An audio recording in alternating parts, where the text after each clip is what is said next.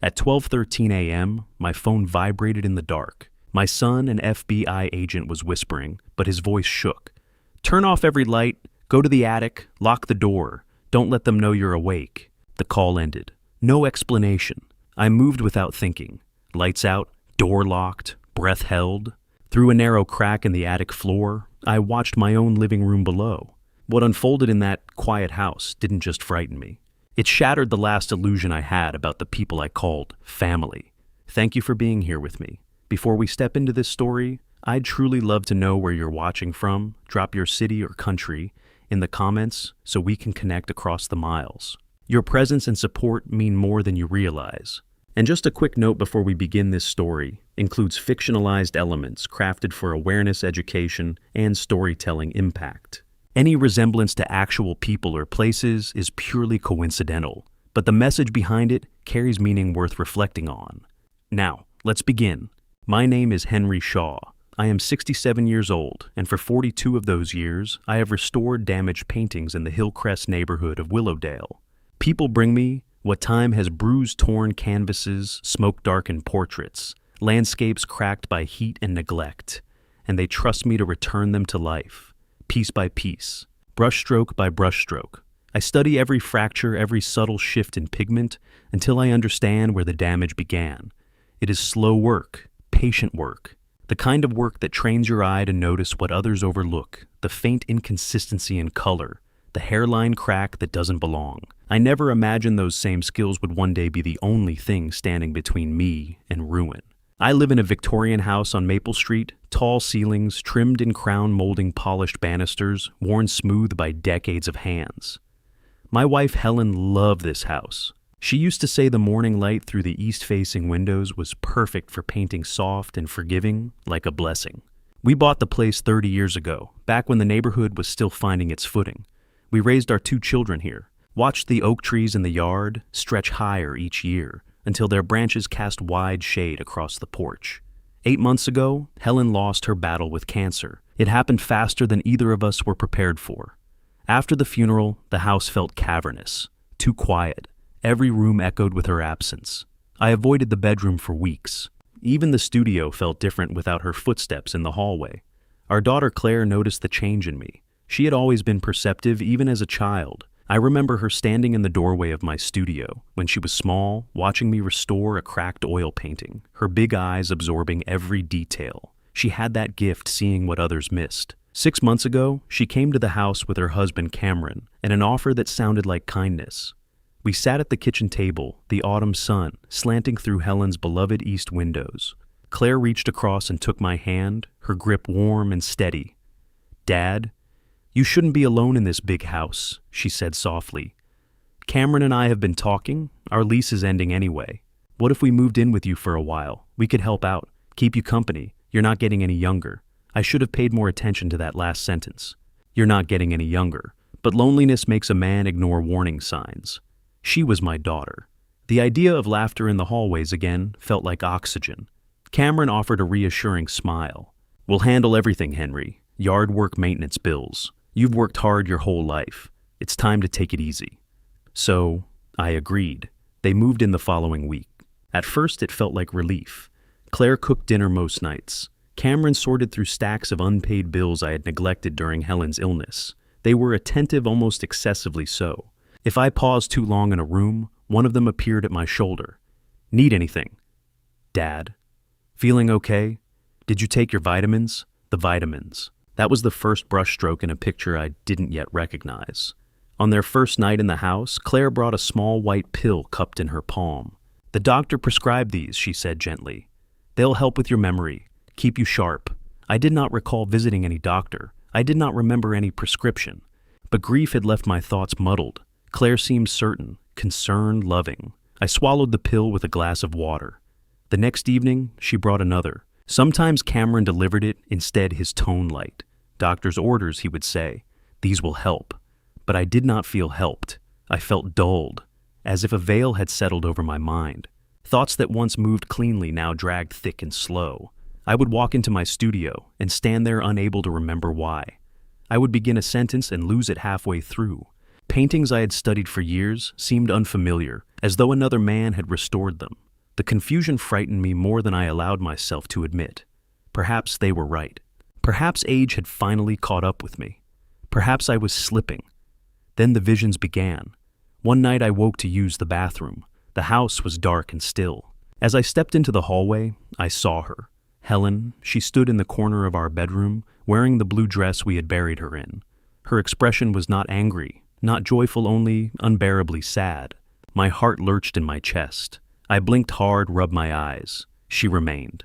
The hem of her dress seemed to move, though there was no breeze. "Helen," I whispered. She did not speak. She only watched me. A hand gripped my arm. I turned and found Clare beside me. "Dad, are you okay?" When I looked back, the corner was empty.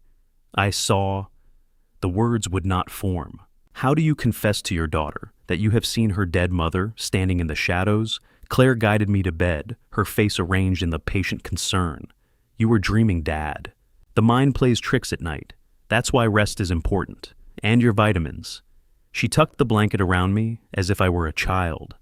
The following morning, everything felt distant. Sound seemed muffled, light, too bright. I moved through the kitchen as though underwater. Clare and Cameron had already left for work. I reached for the coffee filters and accidentally knocked a stack of papers from the counter. They scattered across the tile. I crouched down to collect them, my knees stiff, and one page caught my attention. It bore the letterhead of a facility I had never heard of, Evergreen Behavioral Center. At the top was my name, Henry Shaw, age 67. Below it was a list of boxes: delusions, hallucinations, paranoia, memory loss, inability to care for self, danger to self or others. None were checked yet.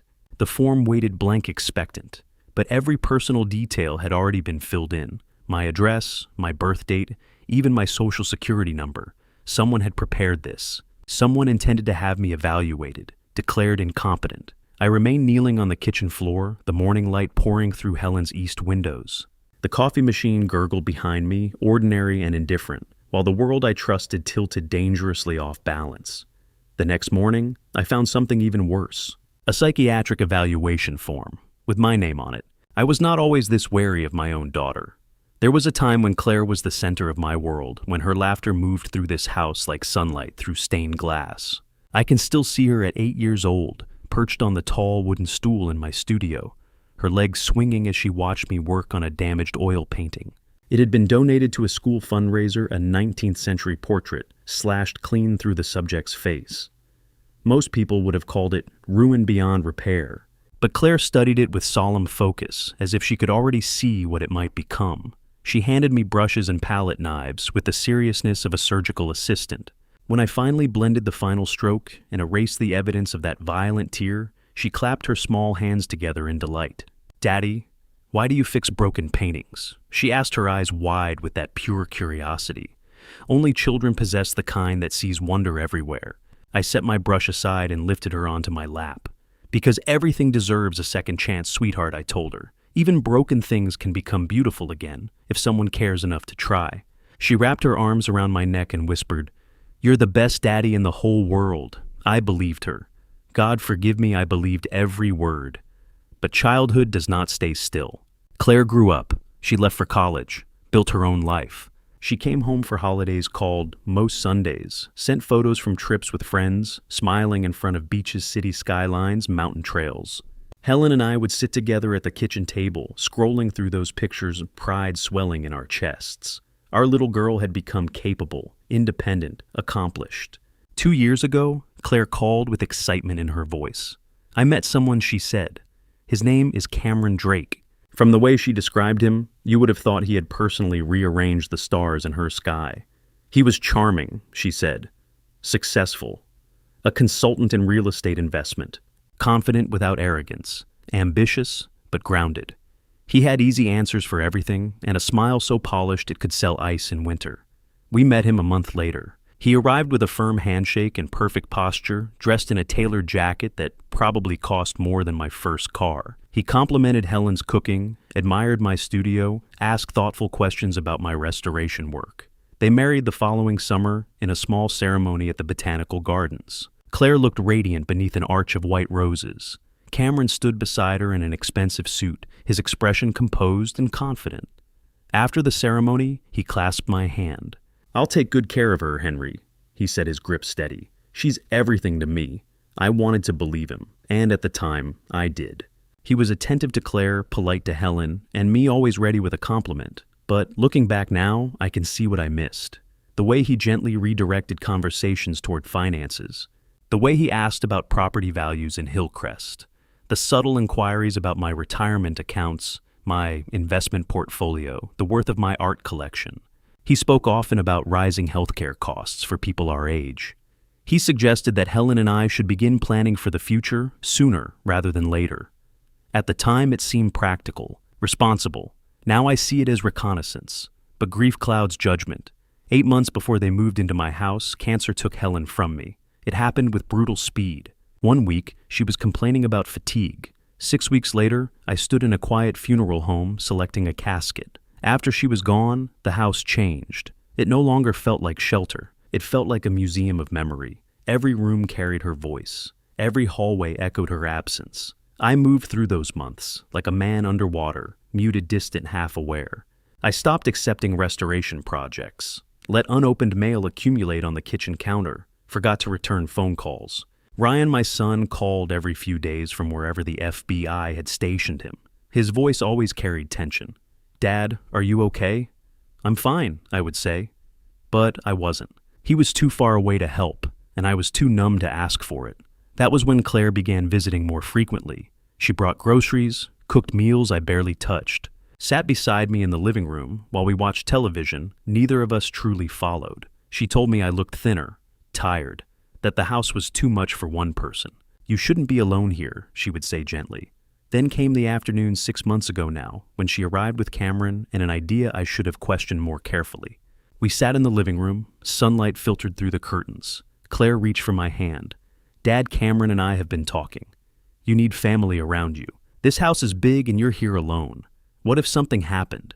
Cameron leaned forward, concern arranged neatly across his face. "We'd love to move in temporarily, Henry. Just until you feel steady again. We'll handle the yard, the bills, everything. Make sure you're eating right, taking your medications." Medications. I wasn't on any medications, but I was tired. Tired of empty rooms. Tired of silence. "Are you sure?" I asked. "I don't want to be a burden." "You could never be a burden," Claire replied quickly. "You took care of me my whole life. Let me take care of you now. Loneliness is persuasive." So I said yes. I handed them keys to my home, my sanctuary, my last connection to Helen. They moved in on a cool Saturday morning in March. The house filled with motion again, suitcases rolling across hardwood, cabinets opening and closing, laughter drifting down hallways. The first week felt almost comforting. I was no longer eating alone. Morning coffee came with conversation. For a brief time, I felt grateful. Then the subtle shifts began. Cameron offered to organize my bills. "Just to make things easier," he said. Within days, he was writing checks from my account, logging into my online banking, explaining that he was taking stress off my plate. Claire began sorting through my medicine cabinet. "These are outdated," she would say, discarding bottles I didn't even remember using. Soon she was bringing me pills in the morning and pills at night, each delivered with that same soft, reassuring smile. And I began to feel different. Fog settled over my thoughts. Conversations felt distant. Words slipped away mid-sentence. It was as if my own mind were wrapped in gauze. Within weeks, Cameron started installing security cameras. He did it methodically. The front door first for package theft, then the living room in case you fall, then the hallway to monitor if you wander at night. "For your safety," he would say, drilling another small black lens into the wall. "At your age, we can't be too careful." I stood there watching him bore holes into the walls Helen had carefully painted, and I told myself it was thoughtful, protective, loving. I told myself they cared. I did not yet understand that those small black lenses were not there to protect me. They were there to watch me, in my own home. It took me several days to grasp just how many cameras Cameron had installed. He hadn't done it all at once. He had worked slowly, carefully, adding one small black lens at a time, as if weaving threads of a net around me. The first one I noticed was in the living room, mounted high in the corner near the crown molding. Cameron had pointed it out casually, almost proudly. "Just a precaution, Dad," he said. "You know, in case anything happens." At the time, I nodded, It seemed reasonable enough. I was 67. Helen was gone. The house was large and filled with stairs. Perhaps a little extra security wasn't a bad idea. But then I found another. This one was in the hallway, positioned to capture the entire length from the bedrooms to the stairs. A few days later, I spotted one in the kitchen angled carefully toward the stove and the sink. And then one evening, I discovered a fourth in the upstairs bathroom. It was tucked near the edge of the mirror frame, almost invisible unless you were looking for it. That one made my stomach twist. I stood in the bathroom doorway for a long time, staring at the tiny black lens. Something cold and heavy settled in my chest. Cameras in the living room might be understandable. Cameras at the front door, even the hallway, those could be rationalized. But here, in the bathroom. When I finally confronted Cameron about it, he didn't hesitate. "Dad, at your age, what if you fall?" he asked, his voice calm and measured. "What if you have a dizzy spell in the shower? We need to be able to help you." His tone was patient, almost indulgent, the tone one uses with a child who doesn't quite understand. I wanted to protest. I wanted to tell him that I was still capable of standing upright without supervision. But the words felt tangled somewhere behind the haze that had been clouding my mind for weeks. My thoughts were sluggish, my reactions delayed, so I said nothing. It wasn't until later that evening that another realization struck me. There were no cameras in Cameron and Claire's bedroom, none in Claire's private bathroom either. I had passed their doorway on my way to the attic studio and glanced inside. No lenses in the corners, no faint blinking lights, no silent watchers. I stood at the bottom of the attic stairs and let that sink in. They were watching me everywhere, except in the spaces they controlled. The next morning, I asked Cameron about the attic. He didn't miss a beat. "The attic, Dad? You've got all those chemicals up there, turpentine varnish solvents. The fumes would destroy the equipment in a week." He clapped a hand on my shoulder, his grip firm, almost possessive. "Besides, you're safe up there. You're doing what you love. We don't need to monitor you when you're painting." I nodded again. I had been nodding a lot lately, but something about his explanation felt wrong. I had been restoring art for 42 years. Helen and I had installed a proper ventilation system when we converted the attic into a studio. It met every safety requirement. There were industrial-grade cameras designed to withstand far harsher conditions than my workspace. I knew that, but I didn't argue. I smiled, returned to my coffee, and let the unease sit quietly in the back of my mind. That same afternoon, I decided to call an old friend, George Mercer, a fellow restorer I had known since the early 80s. We used to meet for coffee once a month and argue about pigment formulas and conservation ethics. I picked up my phone and began dialing. Cameron appeared almost instantly. "Who are you calling, Dad?" "George," I said. "Just checking in." Cameron's smile was quick, but it didn't reach his eyes. "You know George hasn't called in a while, has he?" "Maybe he's busy. Why don't you rest instead?" Before I could respond, he gently but firmly removed the phone from my hand. He set it on the counter, face down. "I'll remind you to call him later," he said. But later never came. 2 days after that, it happened again. This time, it was Ryan. I saw his name illuminate the screen, Ryan Shaw, FBI, and my heart lifted. I hadn't spoken to him in over a week. That was unusual. Ryan called every Sunday without fail. I reached for the phone. Cameron was faster. He picked it up, declined the call, and slipped it into his pocket in one smooth motion. "Dad, you're supposed to be resting," he said lightly. "Ryan's probably just checking in. I'll text him and let him know you're fine." "I want to talk to him," I said. I hated how weak my voice sounded. Cameron's expression softened into something resembling sympathy. "Dad, Ryan's busy. He's out there dealing with criminals and terrorists. The last thing he needs is to worry about you. Let him focus on his job. We've got you covered here." I wanted to snatch the phone back.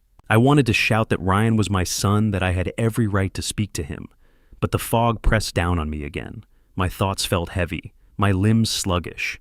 So I sat there, silent, and Cameron walked away with my phone. That night, sleep refused to come. I lay on my back, staring at the ceiling, replaying everything in my mind. The cameras, the intercepted calls, the documents Cameron had been asking me to sign, insurance updates, he said, estate revisions, routine paperwork. But I hadn't read them carefully. I hadn't trusted my mind enough to question them. Now, I couldn't remember what I had signed. The next morning, I found one of those documents on Cameron's desk. I hadn't gone in there to snoop. I had simply been searching for a pen. The paper lay half-covered beneath a folder. I picked it up and adjusted my glasses, squinting at the fine print. My signature sat at the bottom, clear, undeniable. But I didn't recognize the document. It referenced account access, financial authority, power of attorney. My hands began to tremble. I carefully placed the paper back exactly where I had found it and stepped out of the room. My heart was pounding so violently I could feel it in my throat. I didn't fully understand what the document meant, but I knew it wasn't harmless. That evening, Claire brought me my nightly vitamin. She always delivered it herself, never Cameron. She would smile gently, hand me the small white pill along with a glass of water, and wait. She always waited. This time, I decided not to swallow. I placed the pill on my tongue and raised the glass. I let the water wash into my mouth, tilting my head as if to gulp it down. But I kept the pill tucked beneath my tongue. Hidden. Claire watched me closely, her expression calm and patient. "Good," she said softly, brushing a strand of hair from my forehead. "Sleep well, Dad." When she left the room, I sat up slowly. I spat the pill into my palm. It was small, round, chalky white. No imprint, no markings. I held it beneath the lamplight and turned it over between my fingers. And for the first time, I allowed myself to ask the question I had been avoiding. What are they really giving me? The pill dissolved into the water and turned it a cloudy, murky gray. Vitamins don't do that. I stood at the small utility sink in my attic studio, watching the chalky residue swirl in slow circles before settling at the bottom of the glass like ash. My hands were steady, but my heartbeat was not. I reached into the cabinet above the sink and pulled down the old multivitamin bottle Helen and I used to keep beside the coffee maker. There were still a few tablets left inside. For comparison, I filled a second glass with water and dropped one of those in. That tablet fizzed immediately, tiny bubbles rising to the surface.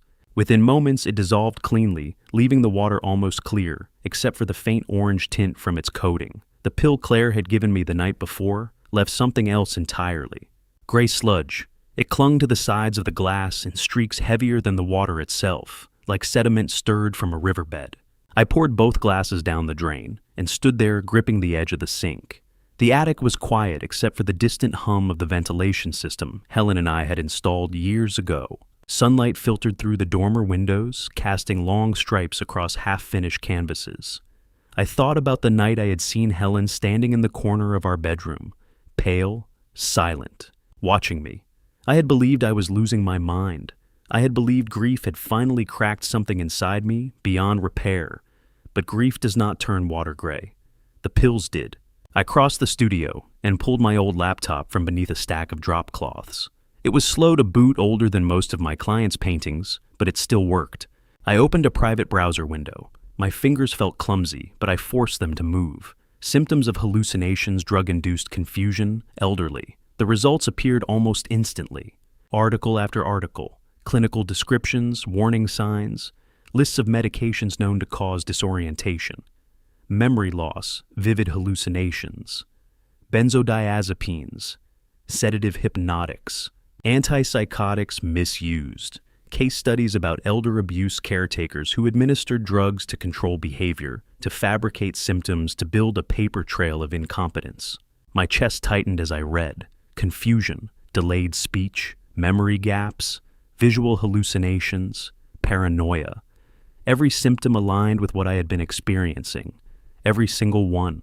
I closed the laptop and sat back in my wooden chair. The studio smelled faintly of linseed oil and old canvas. Around me were paintings, mid-restoration portraits waiting for hands steady enough to mend them. And now, someone my own daughter was trying to erase me. I needed proof, not suspicion, not instinct. Proof. That afternoon, Clare and Cameron announced they were running errands. I heard Cameron's voice drifting in from the driveway. "We'll be back in about an hour, Henry. Don't go anywhere." As though I were a toddler who might wander into traffic. I waited until the car engine faded down Maple Street. Then I moved. Cameron had converted Helen's old sewing room into his home office. The door was usually locked. Today it wasn't. I stepped inside and closed it quietly behind me. The room smelled faintly of cologne and printer ink. Cameron's desk was immaculate, every pen aligned, every folder squared. In the center sat a neat stack labeled in his precise handwriting, insurance, estate, medical. I opened the folder marked medical. On top, lay a glossy brochure, Evergreen Behavioral Center. The cover displayed a serene image of a modern facility nestled among trees. The words beneath it read, "Specialized care for cognitive and behavioral health. Private accommodations. 24-hour monitoring. Compassionate supervision for those unable to care for themselves." My throat tightened. Beneath the brochure lay a draft intake form. Henry Shaw, age 67. My name was printed at the top. Below it, a checklist. Hallucinations, delusions, paranoia, memory impairment. Several boxes were already checked. In blue ink, Cameron's handwriting. I stared at the page, feeling something cold and sharp settle behind my ribs. This was not precaution. This was preparation. They intended to have me declared incompetent, institutionalized, locked away in a place designed to strip autonomy under the guise of care. Once inside, I would be powerless. In everything I owned, the house Helen and I built a life in the savings from decades of restoration work, the paintings would pass neatly into their control. My hands did not shake this time. I pulled the old studio phone from my pocket and took a photograph of the form. Then I replaced every sheet precisely as I had found it, aligning the edges carefully. Anger has a way of sharpening the mind. By the time I returned to the living room and unfolded the newspaper, my breathing had steadied. The knock at the door startled me. It was softer than Claire's key in the lock, hesitant. I opened it to find Catherine Hayes standing on the porch. She held a ceramic casserole dish wrapped in foil. Catherine had lived 2 houses down for as long as we had.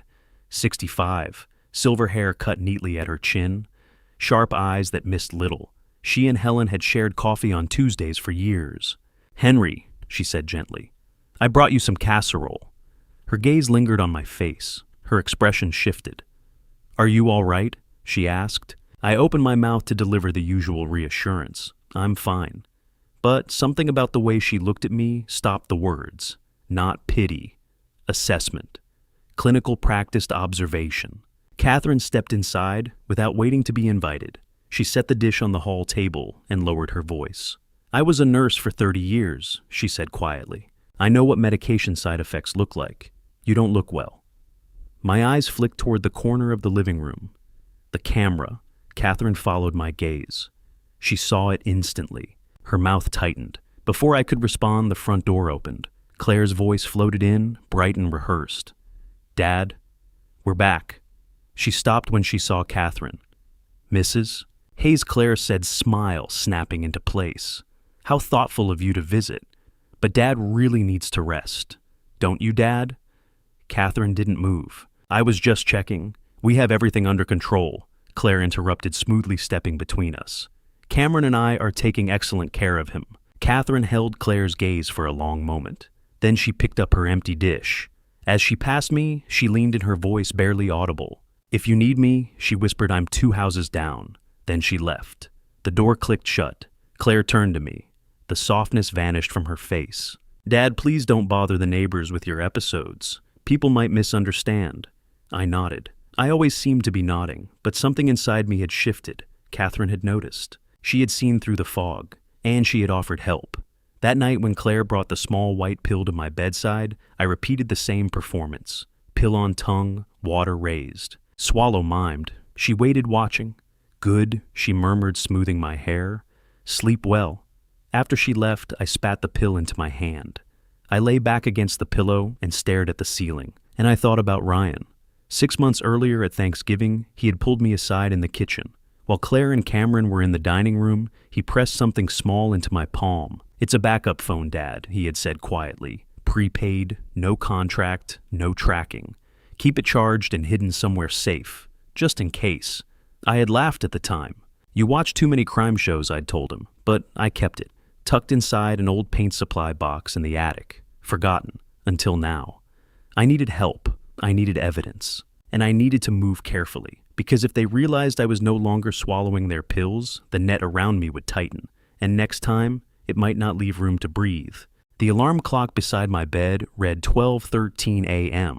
when the backup phone began to vibrate. The sound was faint, almost apologetic, but in the stillness of the house, it felt like a detonation.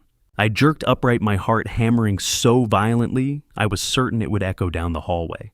For one disoriented second, I thought a camera had activated outside my door, that Cameron was standing there listening. The vibration came again. Not a camera, the phone.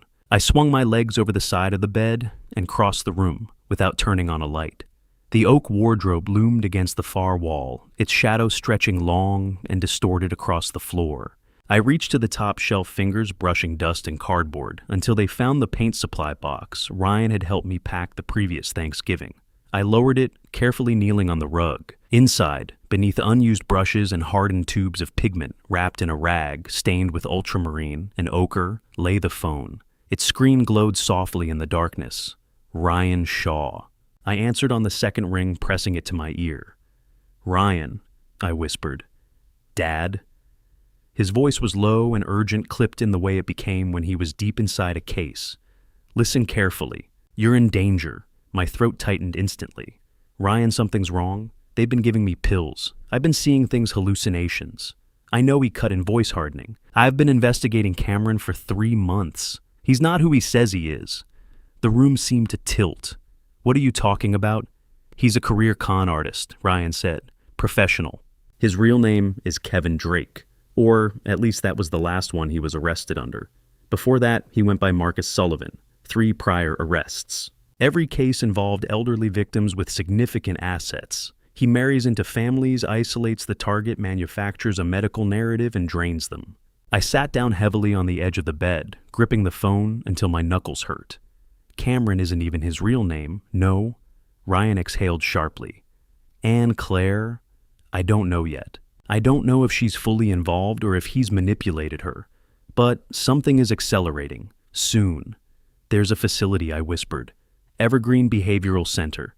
I found an intake form. My name was already printed on it. Hallucinations checked. Ryan swore under his breath. "That's the move," he said. "They get you committed, declared incompetent. Once you're legally deemed unfit, they take control of everything: assets, property, medical authority. And once you're inside a place like that, extracting you becomes almost impossible. Why haven't you arrested him?" Silence stretched between us. "Conflict of interest," Ryan said finally. "You're my father. I can't be agent of record. If I push him properly, the defense tears it apart and he walks." I handed everything to Agent Sarah Mitchell. She's building it clean, but she needs time. 2 weeks minimum for probable cause and a warrant. 2 weeks. The word felt enormous. Dad, Ryan continued, his tone sharpening into command. "I need you to follow instructions precisely. Is there any part of the house without cameras?" "The attic," I said immediately. "My studio. He claimed fumes would damage electronics." "Good. That's your safe zone. Stay there as much as you can without raising suspicion. Observe. Document. If you can record anything, do it, but do not let them know you're aware." He paused. "And Dad, whatever happens, do not let them take you to Evergreen. Once you're inside, I can't reach you. Do you understand? I understand. I need you steady for 2 weeks. Can you do that?" I thought of the pill dissolving into gray sludge, of the checklist with my name on it, of Helen's jewelry in the safe. "Yes," I said. "I can. I have to go," Ryan said quickly. "Keep that phone hidden and charged. I'll contact you when I can." A brief pause. "And Dad?" "Yes. I'm going to fix this, I promise." The line went dead. I sat there in the dark, the phone warm in my palm like a small living thing. Then I stood. I moved through the house without turning on lights, checking each door and window. I switched off the porch lamp Helen used to leave glowing through the night. If anyone was watching, I wanted the picture of an old man settling in for sleep. Then I climbed the narrow staircase to the attic. The steps creaked softly under my weight. The studio greeted me with the familiar scent of turpentine and linseed oil. I pulled a chair to the dormer window overlooking the driveway and sat. For a moment I wondered if Ryan was overreacting. Then I reminded myself Cameron believed I was medicated, disoriented, halfway to institutionalization. He did not know I had stopped swallowing the pills. At 1:30 a.m., headlights flickered at the far end of Maple Street. They moved slowly, deliberately. 2 vehicles approached without headlights, a black SUV and a gray sedan. They rolled into my driveway and idled in darkness. 3 men stepped out, tall, broad-shouldered, dressed in dark clothing that swallowed the night. Their movements were efficient, economical. The front door opened from inside. Cameron stepped out, scanning the street once before gesturing them in. No conversation, just a nod. They disappeared into my home. I pressed closer to the window frame, barely breathing. From my angle, I could see a sliver of the first-floor study through a narrow gap in the curtains. Flashlight beams sliced across the room. They moved directly to the filing cabinet. One of the men knelt and pulled out the small safe bolted to the lower shelf, the one that held Helen's jewelry property deed's original wills. He worked quickly. Within seconds, the safe was open. Documents were removed, thick envelopes, stacks of paper. I could not see specifics, but I knew exactly what they were. Deeds, bank statements, insurance policies, everything necessary to control a life on paper. 30 minutes later, the men emerged. They left as silently as they had arrived. The vehicle's rolled away headlights still off. I counted slowly to 600 before moving. When I descended to the study, the safe door hung open. Papers were scattered. The large manila envelope and half its contents were gone. The front door was locked again. Cameron had returned upstairs as if nothing at all had happened. I stood in the doorway of the study and looked at the open safe. They had not come for jewelry. They had come for leverage, for documentation, for the infrastructure required to erase a man legally. I closed the safe carefully, though there was little left worth securing. Then I returned to the attic and resumed my seat by the window. My hands trembled, not with fear, with rage, cold, focused, precise. The sky slowly shifted from black to charcoal gray. Birds began tentative calls from the oak trees lining the yard. Pale blue light crept across rooftops. I had spent decades restoring damaged art, learning to see fractures invisible to others, to identify where stress lines ran beneath varnish and pigment. Now I understood the fracture in my own house, and it was deeper than I had imagined. By the time dawn broke fully over Maple Street, I was no longer reacting. I was calculating. 2 weeks? I would not survive them by accident. For the first time since Helen's funeral, my mind felt sharp, clear, alive. They thought I was dissolving, but I was hardening. I almost leapt out of my skin when Claire's voice drifted from the bedroom doorway. "Dad, I thought I heard you talking." My hand shot instinctively beneath the pillow, pressing down on Ryan's backup phone. It was still warm from the call. For a split second, panic threatened to overtake me. If she had heard even a whisper, I forced myself to go still. The room was dark, the faintest gray of early dawn, barely tracing the edges of the curtains. Claire stood in the doorway, framed by the hallway light, her silhouette sharp against the dimness. I blinked slowly, deliberately, letting my head roll to one side, as if dragged by sleep. "Helen," I murmured, slurring the word. "Where did you put the brushes?" Claire stepped fully into the room. I could feel her eyes on me, assessing. "Dad," she said carefully. "Were you on the phone?" I blinked again, letting confusion soften my face. "Phone." My voice cracked thick with feigned drowsiness. "No, I was dreaming about your mother." She didn't respond immediately. Instead, she stood there scanning the room. Her gaze moved to the nightstand where my regular phone rested exactly where it should, then to the wardrobe, to the rumpled blankets, back to my face. I kept my breathing slow and even my features slack.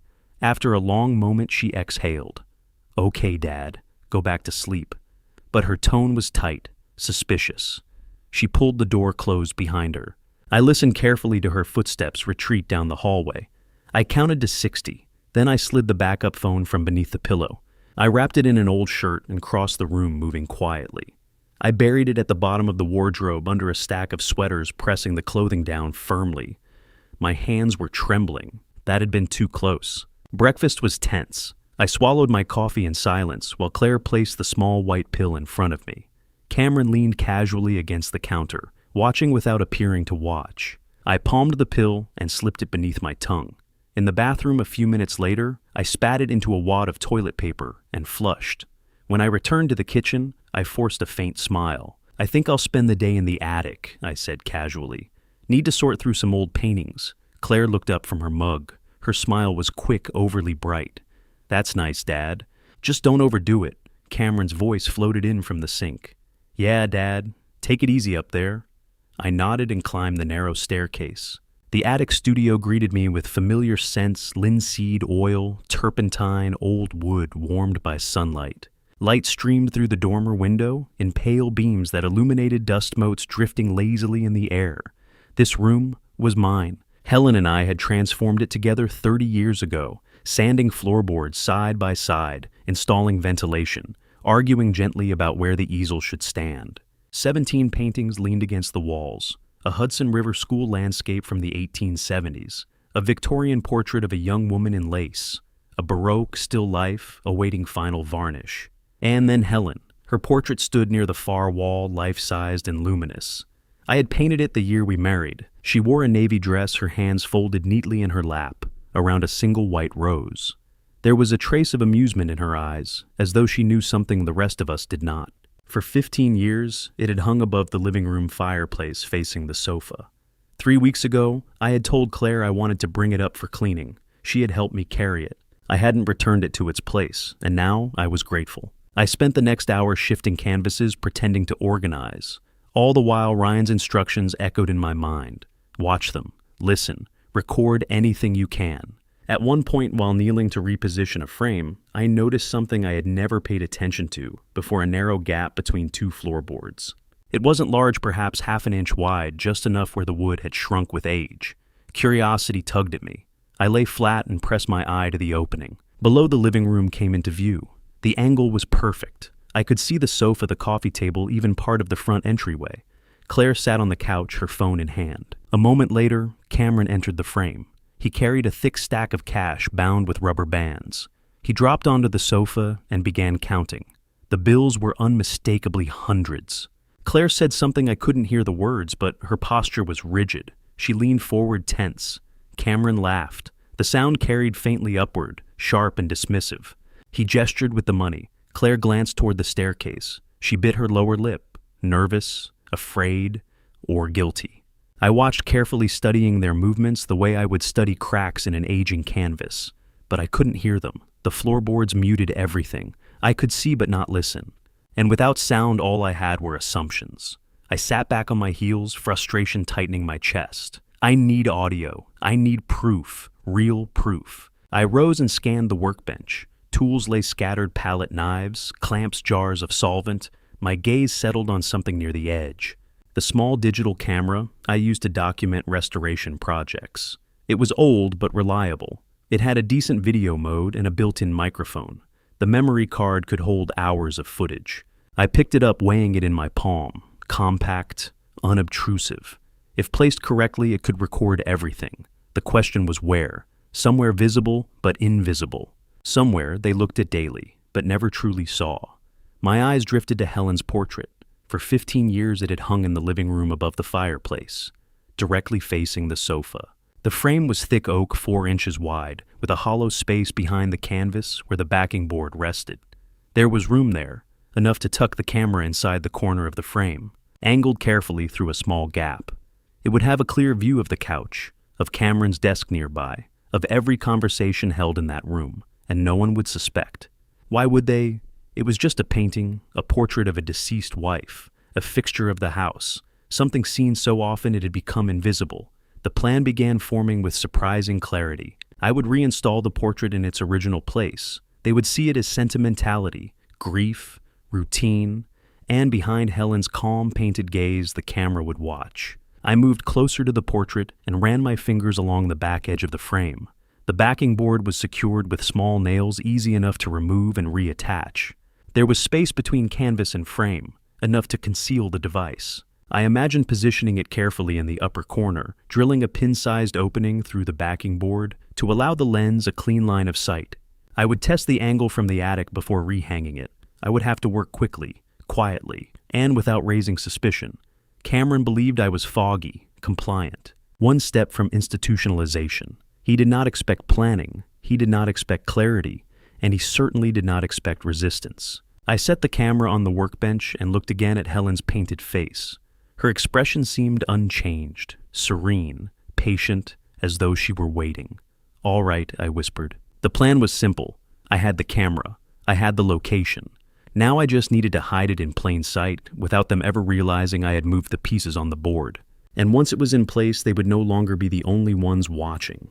Installing a camera inside my wife's portrait felt at first like sacrilege. Helen had always believed our home was a sanctuary. No hidden things, no secrets tucked behind walls. The idea of turning her likeness into surveillance equipment carried a quiet shame.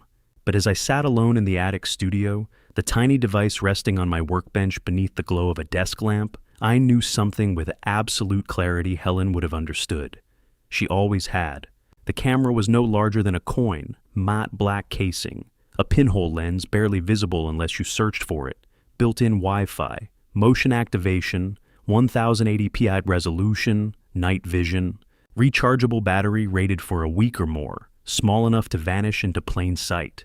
I had ordered it 2 days earlier through a prepaid online account.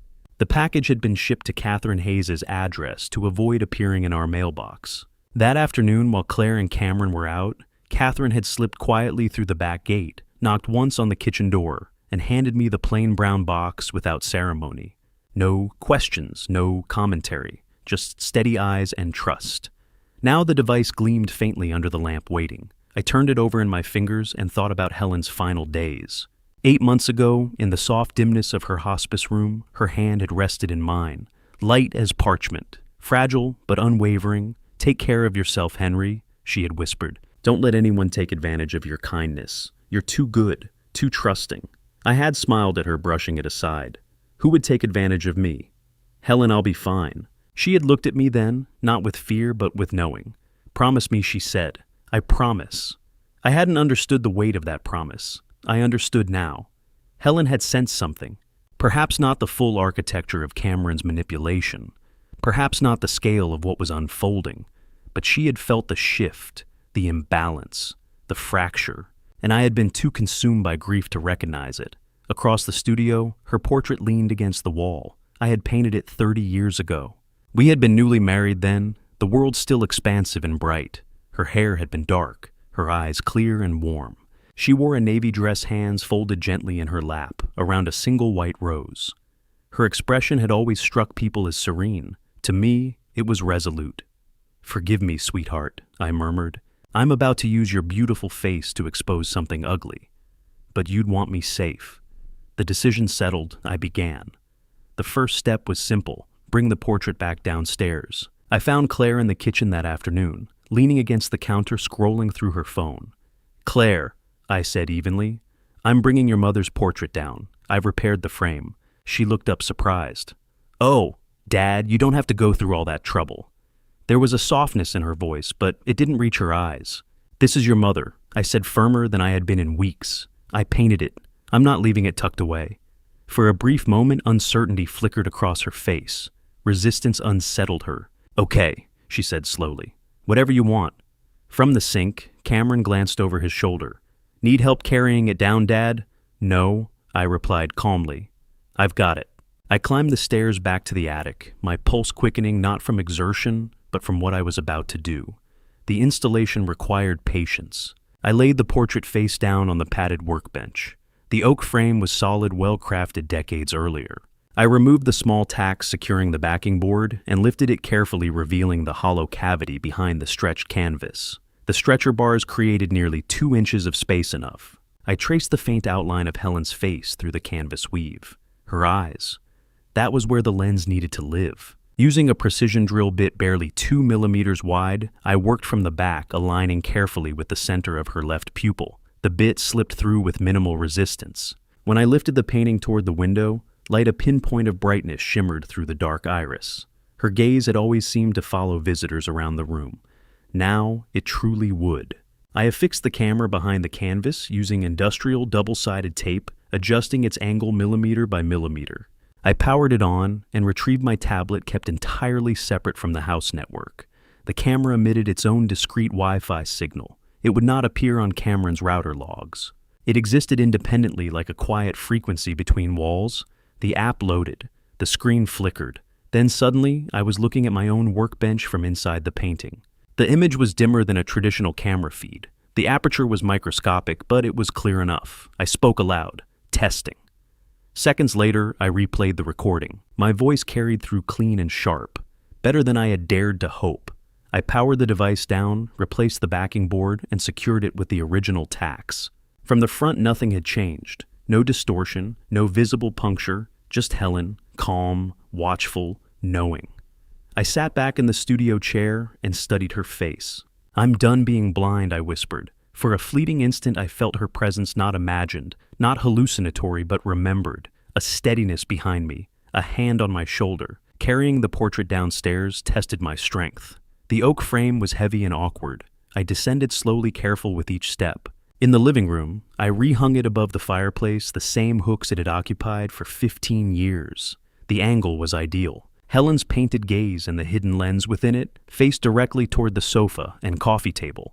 Anyone seated there would fall perfectly within frame. Claire appeared in the doorway, arms folded loosely. "It looks good," she said softly. "Mom looks beautiful." "She always was," I replied. She stood there longer than necessary, studying the portrait. Then she turned and walked away. She had no idea. Helen was watching now. That evening I retreated to the attic studio, with the tablet balanced on my knees. 9:47 p.m. The motion sensor triggered. The screen flickered to life. Clare and Cameron entered the living room and settled onto the sofa, directly beneath the portrait, directly beneath Helen's gaze. They began speaking. I leaned forward, breath shallow. Their voices flowed clearly through the speaker. No more half-heard laughter through floorboards. No more guessing at tone or expression. I could see them. I could hear them. And they believed themselves alone. Cameron leaned back, draping an arm along the sofa's edge. Claire tucked her legs beneath her. They talked casually at first, mundane details. Logistics. Errands. Then their tone shifted. I watched as Cameron gestured toward the hallway. "It won't take much longer," he said, voice low but audible. "He's deteriorating faster than I expected." Claire nodded slowly. "Good," she murmured. The word landed heavier than anything else. "Good." I felt my jaw tighten, but I did not move. They discussed timelines, appointments, paperwork, names I recognized from the intake form. Every word was captured, every inflection preserved. Helen's painted eyes remained serene. Behind that calm truth accumulated.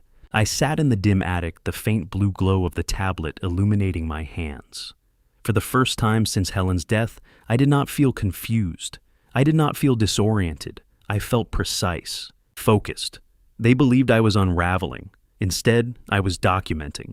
And for the first time in weeks, I understood something essential. I was no longer reacting to their plan. I was building my own.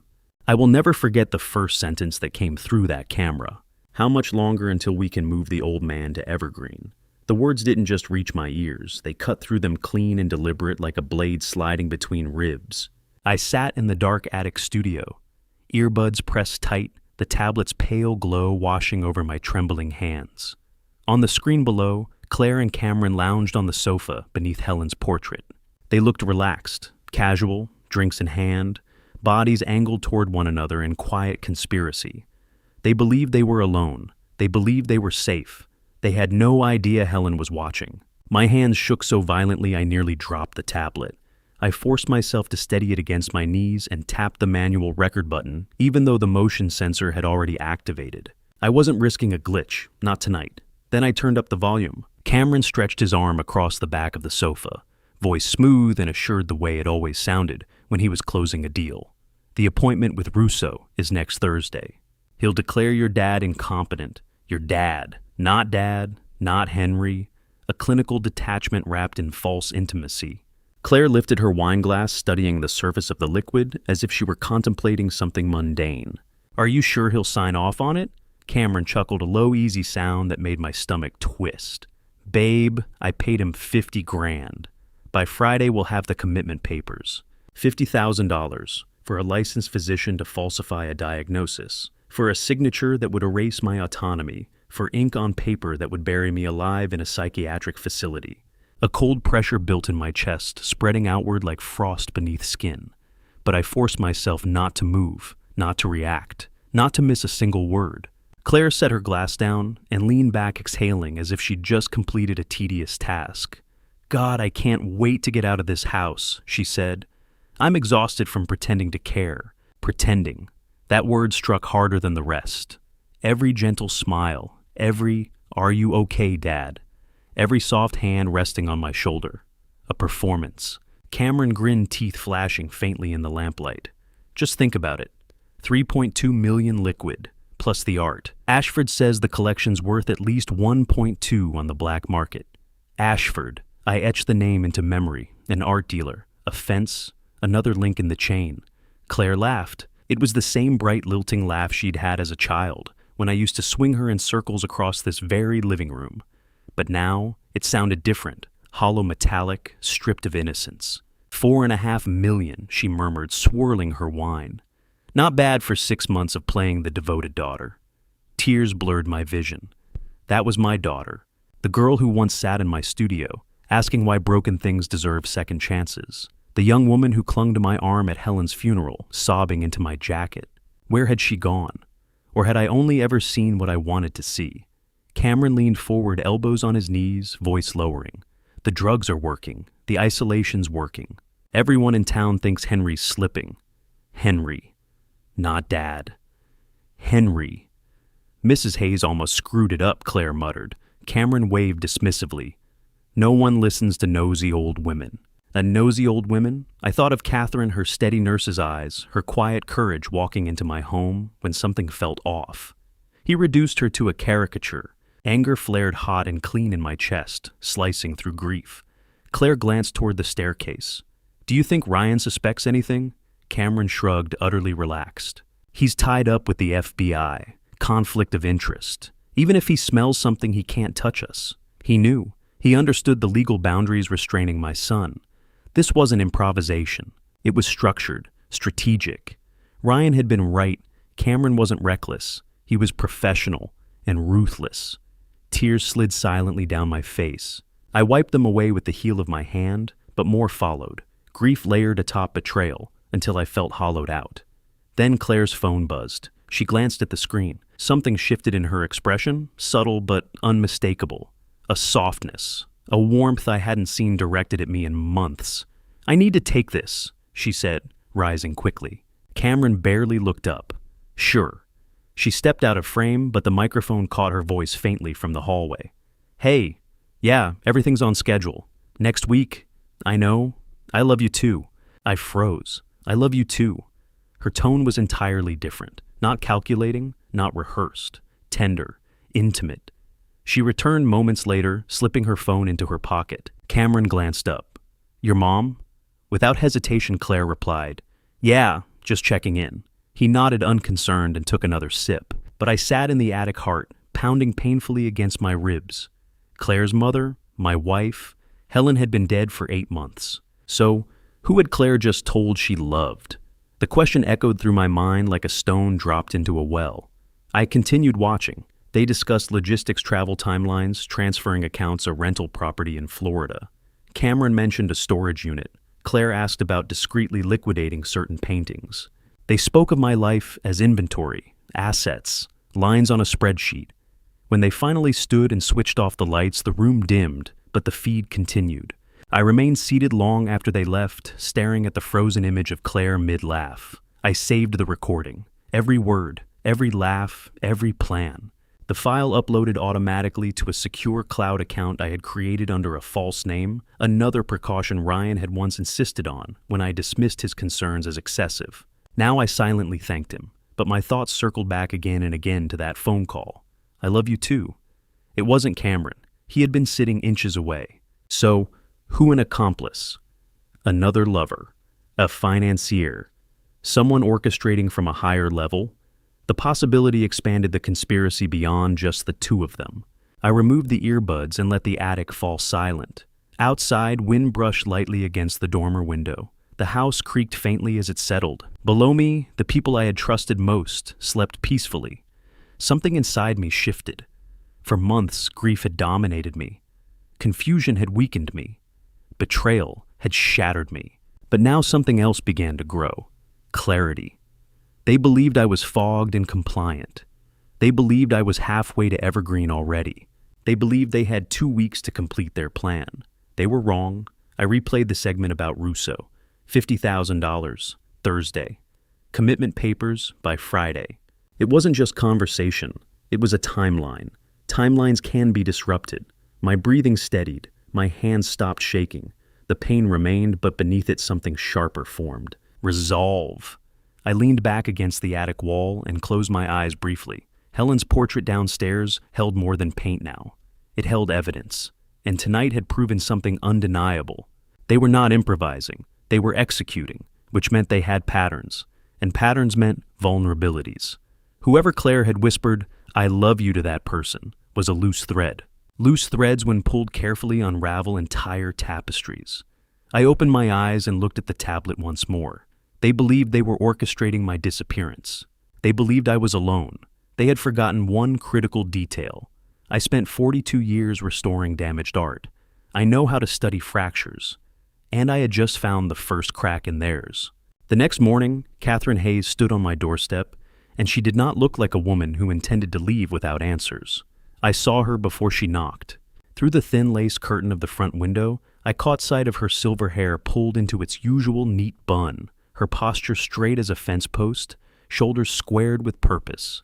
Clare and Cameron had left half an hour earlier, Aaron's appointments whispered plans, and I had been alone in the house replaying the previous night's recording for the third time. When the knock came firm and deliberate, I hesitated only a second. Then I remembered the way she had met Cameron's gaze without flinching.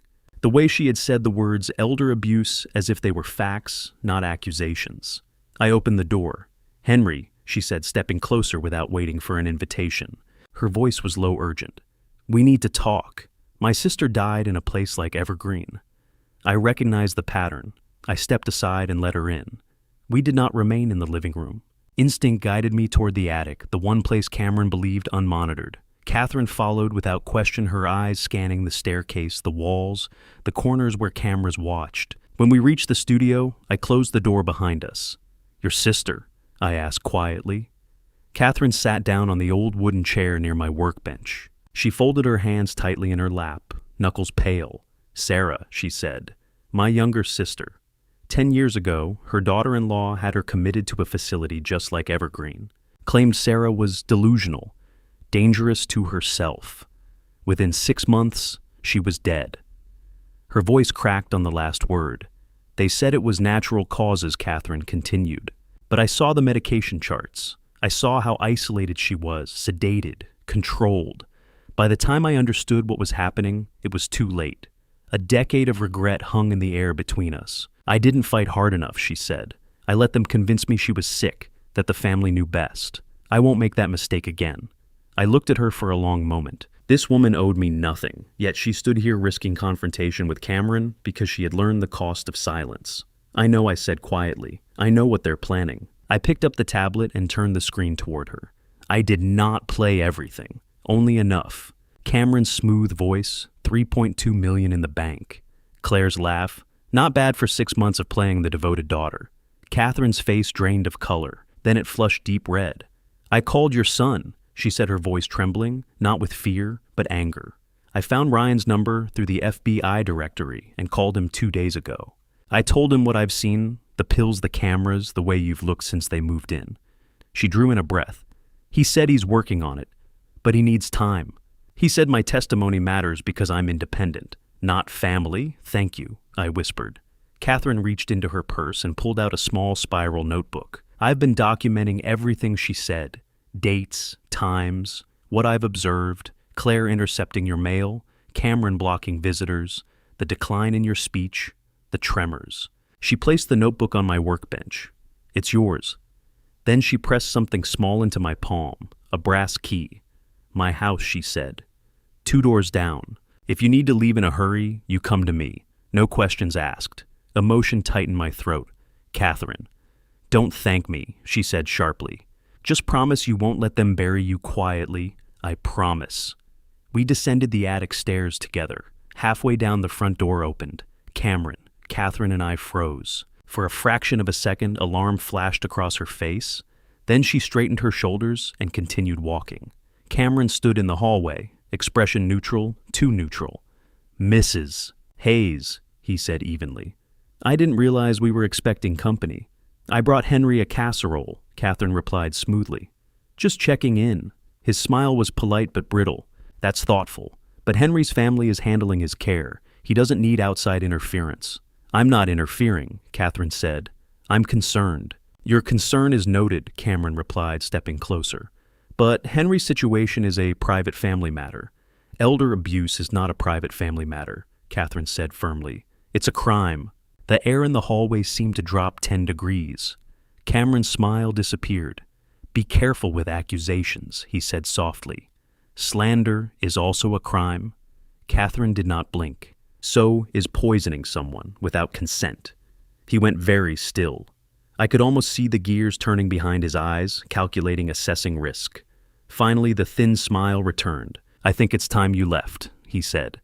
Catherine turned to me, her expression softening. "You have my number," she said. "Call any time." Then she walked past him and out the door, head high. Cameron closed it slowly. He turned toward me.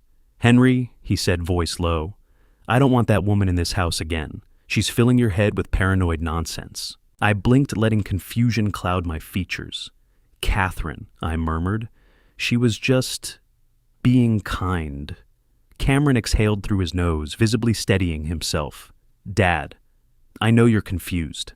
Mrs. Hayes doesn't understand your condition. She's making things worse. Just stay away from her, okay?" I nodded weakly. "Okay. Okay."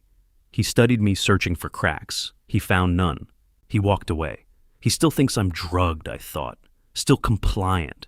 He has no idea I'm recording everything. That night, I returned to the attic with the tablet. At 9:30 p.m., the camera activated. Clare and Cameron settled onto the sofa beneath Helen's portrait. Clare did not waste time.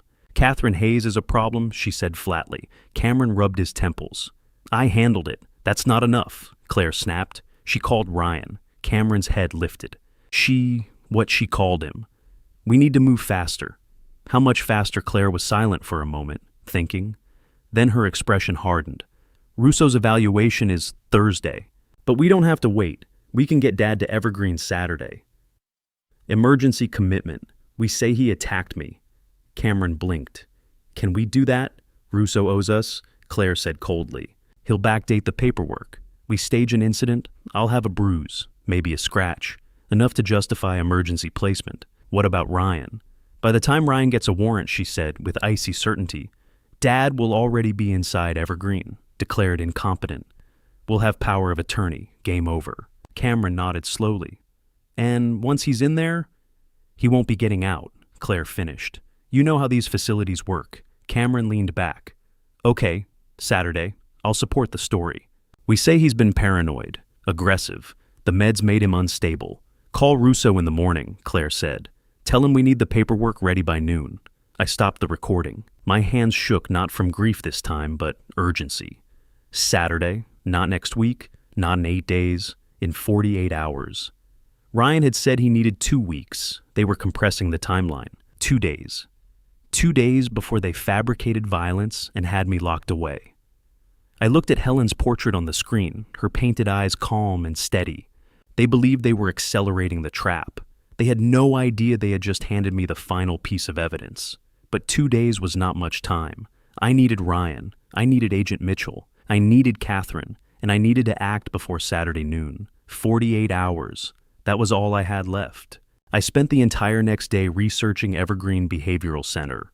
What I uncovered turned my fear into something colder, something sharper. I sat cross-legged on the attic floor, my old laptop balanced against a stack of canvases connected to the internet through the mobile hotspot on Ryan's backup phone.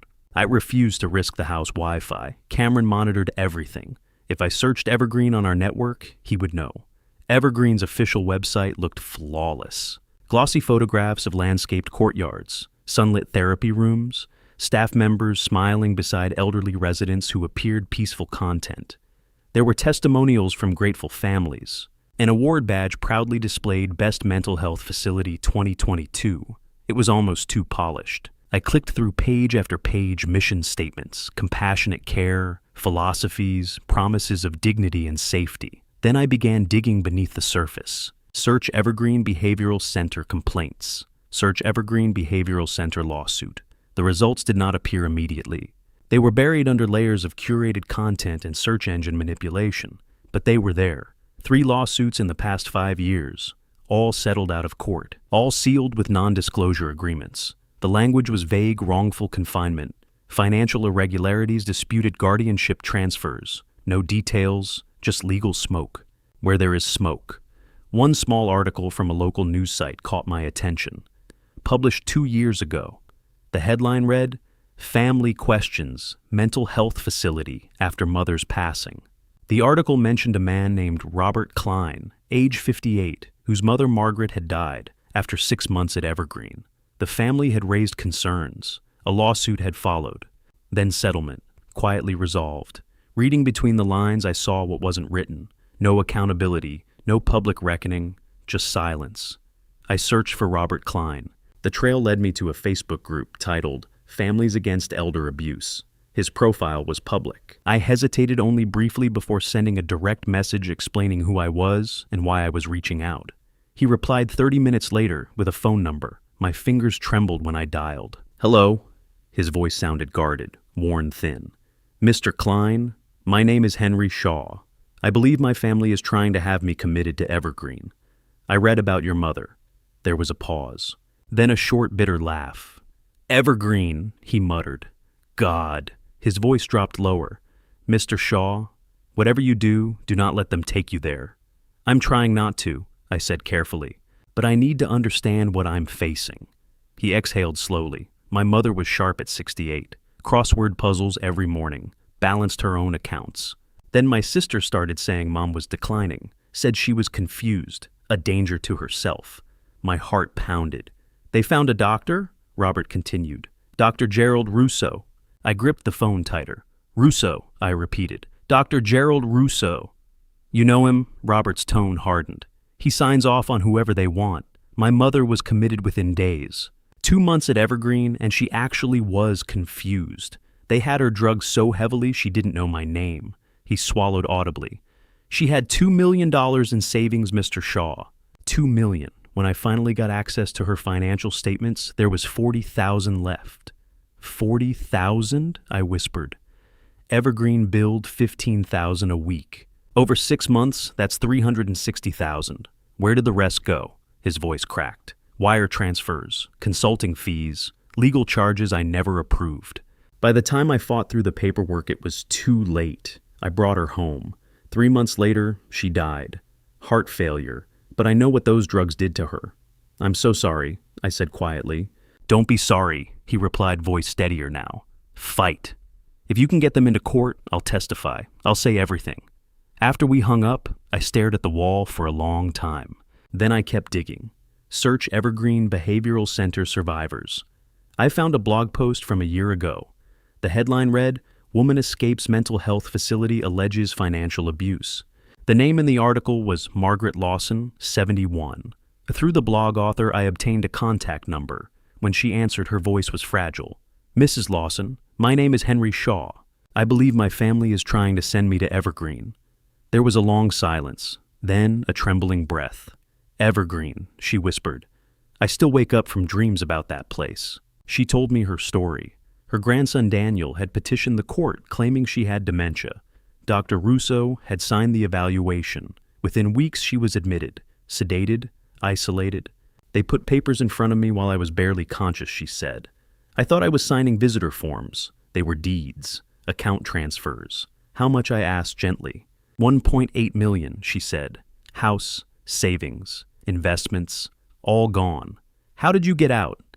"A nurse," she said, Jennifer Wells. She knew something wasn't right. She helped me contact a lawyer. It took 4 months to get an emergency petition approved. Her voice broke. "I live on Social Security now, in a small apartment. Daniel has everything." "If this goes to court," I said quietly, "would you testify?" "Yes," she whispered, "I will." When I ended the call, the attic felt smaller. Robert Klene, Margaret Lawson, nearly $4 million stripped from 2 families. And I had found them in one afternoon. How many others existed in silence? Evergreen was not a facility. It was a machine. A system that required doctors willing to sign lawyers, willing to file families, willing to betray, and administrators willing to look away. Dr. Russo was the gatekeeper. And I was scheduled to become the next transaction. I was closing the laptop when the tablet on my workbench flickered, motion detected. I glanced at the live feed and froze. A man I had never seen before stepped into my living room. He was tall, well over 6 feet, with broad shoulders and short dark hair. His beard was trimmed neatly, his suit black and sharply tailored. No tie, the kind of polish that suggested confidence rather than formality. He carried himself like someone accustomed to control. Claire appeared from the kitchen. The change in her face was immediate. Her expression softened, brightened. She crossed the room in 3 quick strides and wrapped her arms around him. Then she kissed him. Not a polite greeting, not the quick, distant affection she showed Cameron. This was intimate, warm, familiar. It lasted long enough that there could be no misunderstanding. When they separated, she smiled at him in a way I had not seen her smile at her husband in months. I leaned closer to the screen. Where was Cameron? He entered moments later from the hallway, and instead of reacting with anger or shock, he nodded at the stranger. Nodded. The stranger extended a hand. Cameron shook it. Calm. Professional. My pulse roared in my ears. This wasn't an affair. This was partnership. Claire stood between them, her hand resting casually on the stranger's arm. 3 of them. The web was larger than I had believed.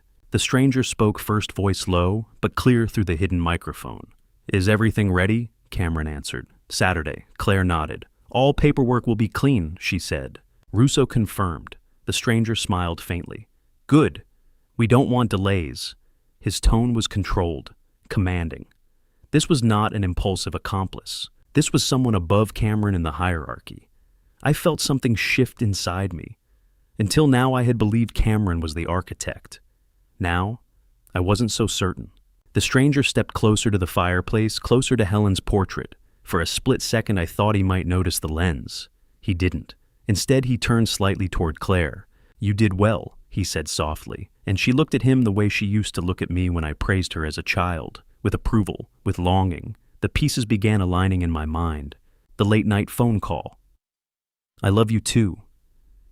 It hadn't been Cameron. It had been him. The stranger. The real connection. The real axis around which this plan revolved. My breath came shallow. If Cameron was the operative, this man was the strategist, the mastermind. And I was no longer facing just a son-in-law con artist. I was facing an organization. Below me, the 3 of them sat on my sofa, discussing timelines, contingencies, contingency lawyers. I pressed record again, ensuring every second was captured. Saturday. 2 days away. And now I knew something else. Cameron was not the head of this operation. Someone else was pulling the strings. And my daughter. My daughter might not simply be complicit. She might be at the center. I leaned back slowly, earbuds still in place, heart pounding. The truth was bigger than betrayal. It was conspiracy. And I had just seen the face of the man who might be orchestrating it all. The man standing in my living room was tall, immaculately dressed in an expensive charcoal suit, his posture relaxed and assured. His eyes were cold, assessing strategic. And my daughter was kissing him, as if Cameron did not exist. I sat motionless in the attic, staring at the glow of the tablet screen, my pulse pounding in my ears. Cameron was gone for the day at work, or wherever he pretended to go. Claire and the stranger had the house to themselves. And they were not wasting the opportunity. They broke apart slowly, lingering just long enough to make the intimacy unmistakable. The man eased onto the sofa and pulled Claire down beside him. She leaned into his shoulder instinctively, her fingers resting lightly on his knee. Her face softened in a way I had not seen directed at Cameron. Not once, not ever. I raised the volume, forcing myself to breathe evenly. "So we're still on schedule?" the man asked. His voice was calm, smooth, someone accustomed to control. "Saturday," Claire nodded without hesitation. "Yes." Russo agreed to backdate the evaluation. "Saturday morning, we get Dad to Evergreen." My chest tightened. "And Cameron?" he asked casually. Claire laughed, a clipped, dismissive sound that sent a chill through me. "Cameron thinks we're splitting everything after the commitment. He has no idea about the offshore accounts you set up." The man's lips curved into a satisfied smile. $3.5 million, he said, transferred within 48 hours of your father's commitment. By the time Cameron realizes what happened, we'll be in Grand Cayman, offshore accounts. They weren't just stealing from me. They were planning to vanish. And Cameron, who I had believed to be the architect of this entire nightmare, didn't even know he was being cut out. Claire hesitated for a moment, chewing lightly on her lower lip. "What if he tries to stop us?" she asked. The man leaned back, utterly composed. "He won't. I've been setting him up for months. Every financial document, every communication with Russo, every transaction. Cameron's name is on everything." My stomach turned. Cameron wasn't the mastermind. He was the fall guy, a patsy carefully positioned to absorb the fallout when the scheme collapsed. Claire leaned forward and kissed the man again, this time briefly but intimately. "You're brilliant, Nathaniel," she murmured. Nathaniel. The name settled heavily in my mind. Nathaniel smiled with the quiet arrogance of someone who believed himself untouchable. "I know," he said. They shifted closer together, discussing logistics with the detached tone of business partners planning a merger. "The paintings alone will bring in at least $1.2 million, Nathaniel continued. Ashford confirmed the valuation. "I'll handle the transaction," Claire nodded. "All 17 pieces. Dad restored most of them himself. No emotion, no hesitation. 17 paintings. My life's work, the culmination of decades spent preserving history, reduced to a figure on a spreadsheet." Nathaniel shrugged lightly. "Sentiment doesn't buy Caribbean property." For a fleeting second, Claire looked uncertain. Sometimes she said quietly, "I wonder if we're pushing this too far." Hope flickered in my chest. Maybe some part of her still felt something. Guilt, doubt, regret. Nathaniel's response extinguished it instantly. "Too far." His tone sharpened. "Claire, 3 years ago, you came to me drowning in debt. Your exact words were, 'My dad is sitting on millions and I can't breathe.' This was your idea. 3 years." The words struck like a physical blow. 3 years ago was 2021, before Helen died, before Cameron entered our lives, before I had any reason to suspect betrayal, which meant Claire had been planning this long before grief clouded my judgment. Cameron was not the architect. He was another instrument, another manipulated asset. Claire had built this plan from the ground up. "I know," she replied quietly. Her voice hardened again. "You're right." I reached for Ryan's backup phone, my hands trembling so violently I nearly dropped it. I captured a still image of Nathaniel's face from the video feed, clear and well lit. Then I clipped 30 seconds of their conversation, ensuring Nathaniel's voice was audible when he said, "Cameron's name is on everything and Grand Cayman." I sent both files to Ryan with a message. "Found this. Claire has a partner. Name is Nathaniel, sending photo." 5 minutes later, Ryan replied, "Digging now. Stay safe." I forced myself to remain calm. While the live feed continued recording downstairs, I combed through every document I had copied from Cameron's office weeks earlier. Emails, draft contracts, financial correspondence. One email to Victor Ashford caught my attention. 17 pieces, 20th century American art. Owner willing to sell. Documentation will be signed and notarized. Let me know your offer. 17 pieces. My entire collection. They intended to sell everything after my commitment. Once I was declared incompetent, forged signatures would raise no suspicion. Guardianship papers would legitimize every transaction. They would erase me legally before they erased me physically. I searched Victor Ashford, exactly as I suspected. A Manhattan gallery owner with a polished public profile and a whispered reputation in private circles. Investigated in 2019 for trafficking stolen artwork. Case collapsed for lack of evidence. He operated in the shadows between legality and crime. An hour later, Ryan's message appeared. Nathaniel Holloway, investment banker. On FBI watch list. Bigger than we thought. I'm coming tomorrow morning. Do not let them take you. A second notification followed a PDF attachment. I opened it immediately. Nathaniel Holloway, age 39, senior investment banker at Crestview Capital, under federal investigation since 2022 for suspected money laundering and coordinated financial fraud. No charges filed, insufficient evidence. 2 prior relationships with affluent women, both resulting in significant unexplained financial losses. No prosecutions, no convictions. A pattern without proof, until now. My breathing slowed. Nathaniel was not improvising. He was building long-term financial extraction schemes, recruiting insiders when necessary. And Claire was not a victim. She was a collaborator. The more I replayed their conversation in my mind, the clearer it became. 3 years ago, she had approached him. 3 years of planning. 3 years of preparation. Cameron had likely been recruited later useful because he appeared legitimate, respectable, a convenient middleman to sign documents and communicate with Russo. Nathaniel remained in the background, untouched, untarnished, until this moment. Another message from Ryan came through. This is organized financial exploitation. Dad, I need you steady. I'll be there in the morning. Whatever happens tonight, do not confront them. I stared at the tablet, watching Clare and Nathaniel speak in low tones. She leaned into him again, laughing softly. My daughter. The child who once believed broken things could be made beautiful again, now orchestrating destruction with surgical precision. The weight of it nearly crushed me. But beneath the grief, something else hardened. Clarity. This was no longer just about survival. It was about exposure. They believed Saturday was inevitable. They believed I was still sedated, confused, compliant.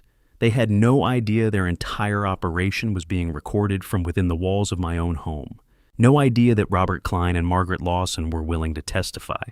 No idea that Catherine Hayes had kept a detailed log. No idea that Ryan was on his way. I leaned back against the attic wall tablet balanced in my lap, the glow illuminating Helen's portrait hanging downstairs. They thought they were planning an escape. They thought Cameron would take the fall. They thought I would be locked away before anyone could intervene. But they had made one mistake. They underestimated the old man in the attic. And by tomorrow morning, Nathaniel Holloway's carefully constructed empire would begin to crack. Friday morning arrived like a verdict already decided. At 8:17 a.m., Dr. Gerald Russo stepped through my front door, carrying a polished leather briefcase and wearing a smile that never reached his eyes. I had been awake since 4. I sat in the attic studio, with the tablet balanced on my knees, watching the live feed from Helen's portrait. Clare and Cameron had whispered in the living room long after midnight. I hadn't caught every word through the floorboards, but I didn't need to. I understood what today meant. Russo's evaluation was the final signature on my disappearance. Once he signed those papers, they could send me to Evergreen, institutionalized, declared incompetent, erased. The doorbell rang. I heard Claire's voice drift down the hallway, bright and syrupy, polished to perfection. Dr. Russo, thank you so much for coming. I rose slowly from the attic chair and steadied myself before descending the stairs. I had to perform, confused, vulnerable, harmless. If Russo sensed clarity, he might adjust the script, and I needed the script intact. Clare met me at the base of the staircase, her hand curling gently around my elbow. To an outsider, it would have looked tender. Dad, she said softly. Doctor, Russo is here to help you. Just answer honestly, okay? I gave her a faint nod. Okay. We settled in the living room. Russo took the armchair opposite me, placing his briefcase neatly beside his polished shoes. Clare and Cameron hovered just behind him, positioned like concerned relatives in a staged intervention. Above us, Helen's portrait watched. Russo opened his case and removed a clipboard. Mr. Shaw, he began smoothly. How are you feeling today? I'm fine, Doctor. Your daughter mentioned you've been confused lately. Seeing things that aren't there, I don't know what she means. He made a notation without lifting his eyes. The questions followed in sequence mechanical rehearsed. What year is it 2024? Who is the current president Donald Trump? What day of the week is it Friday? Can you count backward from 100 by 7s, 193, 86, 79, 72, 65, 58? I continued steadily without hesitation. Russo's jaw tightened almost imperceptibly. He hadn't expected clarity. He flipped to another page. Do you ever feel like people are watching you? He asked, tone subtly shifting. I paused deliberately. Sometimes. Do you hear voices I sometimes hear? My wife, I said evenly. She passed 8 months ago. His pen moved quickly. I saw him underline something. Do you feel safe in your home? I held his gaze. Should I not? For a fraction of a second, suspicion flickered in his eyes. He understood that I was not cognitively impaired. But it didn't matter. He was not there to diagnose. He was there to certify. Cognitive decline can present subtly, he said, voice dipping into patronizing reassurance. Especially at your age. I am not suffering from dementia, I replied calmly. Dad?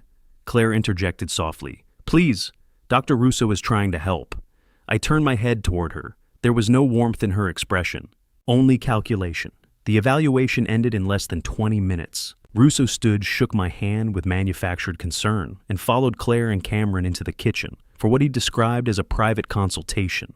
I climbed the attic stairs instead, and I listened. The camera inside Helen's portrait captured everything. There are clear signs of paranoid delusions. Russo said, his voice clinical and detached. Possible early-stage dementia. He presents as a danger to himself. Cameron asked, so you'll sign the commitment already completed? Russo opened his briefcase. On the screen I saw the stack of documents, thick formal, clipped neatly together. Backdated to last week, he continued. He can be admitted immediately. My stomach dropped. The evaluation had been theater. He had filled out the paperwork before he ever arrived. Tomorrow morning, Claire asked. Ambulance at 7 a.m., Russo replied. Transfers are smoother early. Less resistance, patient, not father, not man. Cameron removed an envelope from his jacket and slid it across the counter. Russo accepted it without hesitation. I zoomed the camera feed. Cash, bundled, approximately $50,000. The exchange was crisp in high definition, every second preserved. As soon as Russo left the house, I retrieved the backup phone and sent Ryan a message. They're coming at 7 a.m., tomorrow, by ambulance. 5 minutes later, the response appeared. I'll be there at 6 a.m. Don't let them take you. 6 a.m., 1 hour of margin. If Ryan arrived on time, everything would change. If he didn't, I pushed the thought aside. That evening, Claire stood beneath Helen's portrait again, phone pressed to her ear. It's done, she said, barely containing her excitement. Russo signed everything. Tomorrow morning, Dad goes to Evergreen. Transfers start by noon. Nathaniel's voice crackled faintly through the speaker. Meet me in Grand Cayman next Friday, he said. And don't forget the note for Cameron. Claire laughed softly. He'll never suspect. And if he does, Nathaniel replied coolly, every document points to him. He goes to prison. Her laughter sharp and light and satisfied. Ice settled deep inside my chest. That night, I did not sleep. I reviewed every recording in sequence. Russo's falsified diagnosis. The bribe. The offshore transfer discussion. I copied everything onto 3 USB drives. One returned to the paint supply box in the attic. One into the inner pocket of my jacket. The third I sealed inside an envelope. At 2 a.m, I slipped out the back door and walked quietly to Catherine Hayes' house. She answered in her robe, eyes widening at the sight of me. Henry, keep this, I whispered, pressing the envelope into her hands. If anything happens to me, give it to Ryan. Her fingers tightened around it immediately. I will. I walked back home beneath a sky just beginning to pale. 5 a.m. Ryan would arrive in an hour. The ambulance at 7. I needed to endure 60 minutes. At 5:30 a.m. Headlights flashed across the attic ceiling. I moved to the dormer window. 2 vehicles idled in my driveway. A white van labeled private medical transport, and a black sedan with tinted windows. They were early. An hour and a half early. Ryan was not here. My pulse pounded violently in my ears. Then it happened. A sharp explosive crack echoed from downstairs. Glass shattering, not a doorbell, not a knock. Glass breaking. They weren't waiting for consent. They weren't following procedure. They were taking me now. The ambulance was scheduled for 7 a.m. At 5:45 a.m., I heard the siren. It wasn't loud, just a short burst as the vehicle turned onto my street, but it was enough to send a cold wave through my chest. They had moved the timeline up. I sat in the attic frozen for a split second, staring at the clock glowing in the corner of my tablet screen. 5:45. Too early. Below me, I heard the front door open. The hinges creaked softly. Footsteps crossed the hardwood floor. Low, urgent voices. Cameron. Let's move fast, he said. Get him before he wakes up. Claire's reply was calm. Too calm. He's upstairs sleeping. We have time. Sleeping. Like I was an object to be transported. The tablet in my lap still showed a paused frame from the night before Claire kissing Nathaniel Holloway in my living room. The image felt like a brand burned into my memory. Then I heard boots on the stairs, heavy, deliberate, coming up for me. Adrenaline flooded my system. I slid the tablet under my arm and stood. My knees protested I was 67, not built for sprinting up and down narrow attic stairs, but fear sharpened everything. I eased the attic door open an inch and looked down the hallway. 2 men in medical uniforms had reached the top of the stairs. One carried a folded stretcher. The other held a clipboard in one hand and a syringe in the other. Behind them stood Cameron, jaw tight, eyes hard. Claire hovered beside him, her face blank and unreadable. He's in the bedroom, Cameron said. Sedate him and bring him down. We'll handle the paperwork. Claire added, voice clipped and controlled. Make it quick. I don't want the neighbors asking questions. The 2 men nodded and started toward my bedroom. I stepped fully into the hallway. Looking for me, I said. All four of them froze. Cameron's eyes widened. Claire's color drained instantly. The two so-called medics exchanged a glance, hands twitching. Dad, Claire began forcing brightness into her voice. You're awake. We were just... I know exactly what you were doing, I said evenly. I raised the tablet. And I have proof. Cameron recovered first. You're confused, he snapped. That's why we're doing this. You need help. Help. I let out a harsh laugh.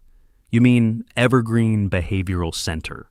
The place where people go in wealthy and come out bankrupt? Or worse, Claire's composure cracked. Her eyes narrowed, something sharp and angry surfacing beneath the mask.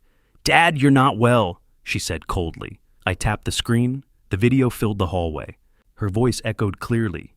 How much longer until we can move the old man to Evergreen? Cameron's voice followed. Russo will sign off. I paid him $50,000. Then Claire again. $3.2 million in the bank, plus the paintings, $4.5 million total. The words hung in the air like smoke. Cameron went pale. One of the medics shifted backward. Claire stood rigid, jaw clenched so tightly I could see the muscles jump. You drugged me, I said. You isolated me. You bribed a psychiatrist. You forged paperwork. And you plan to steal everything I've built, Cameron lunged. Give me that. I stepped back sharply. Touch this tablet and you'll regret it, I said. There are 3 copies. One with my neighbor, one in a secure cloud account, and one with my son. The word son hit like a detonator. You called Ryan. Claire's voice rose shrill and unsteady. I didn't have to, I replied. He's been investigating you. Cameron turned on her. You said he wouldn't be involved. He wasn't, she shot back, until you pushed the timeline. The medics were edging toward the stairs now. We're not part of this. One muttered. We were just hired by who I demanded.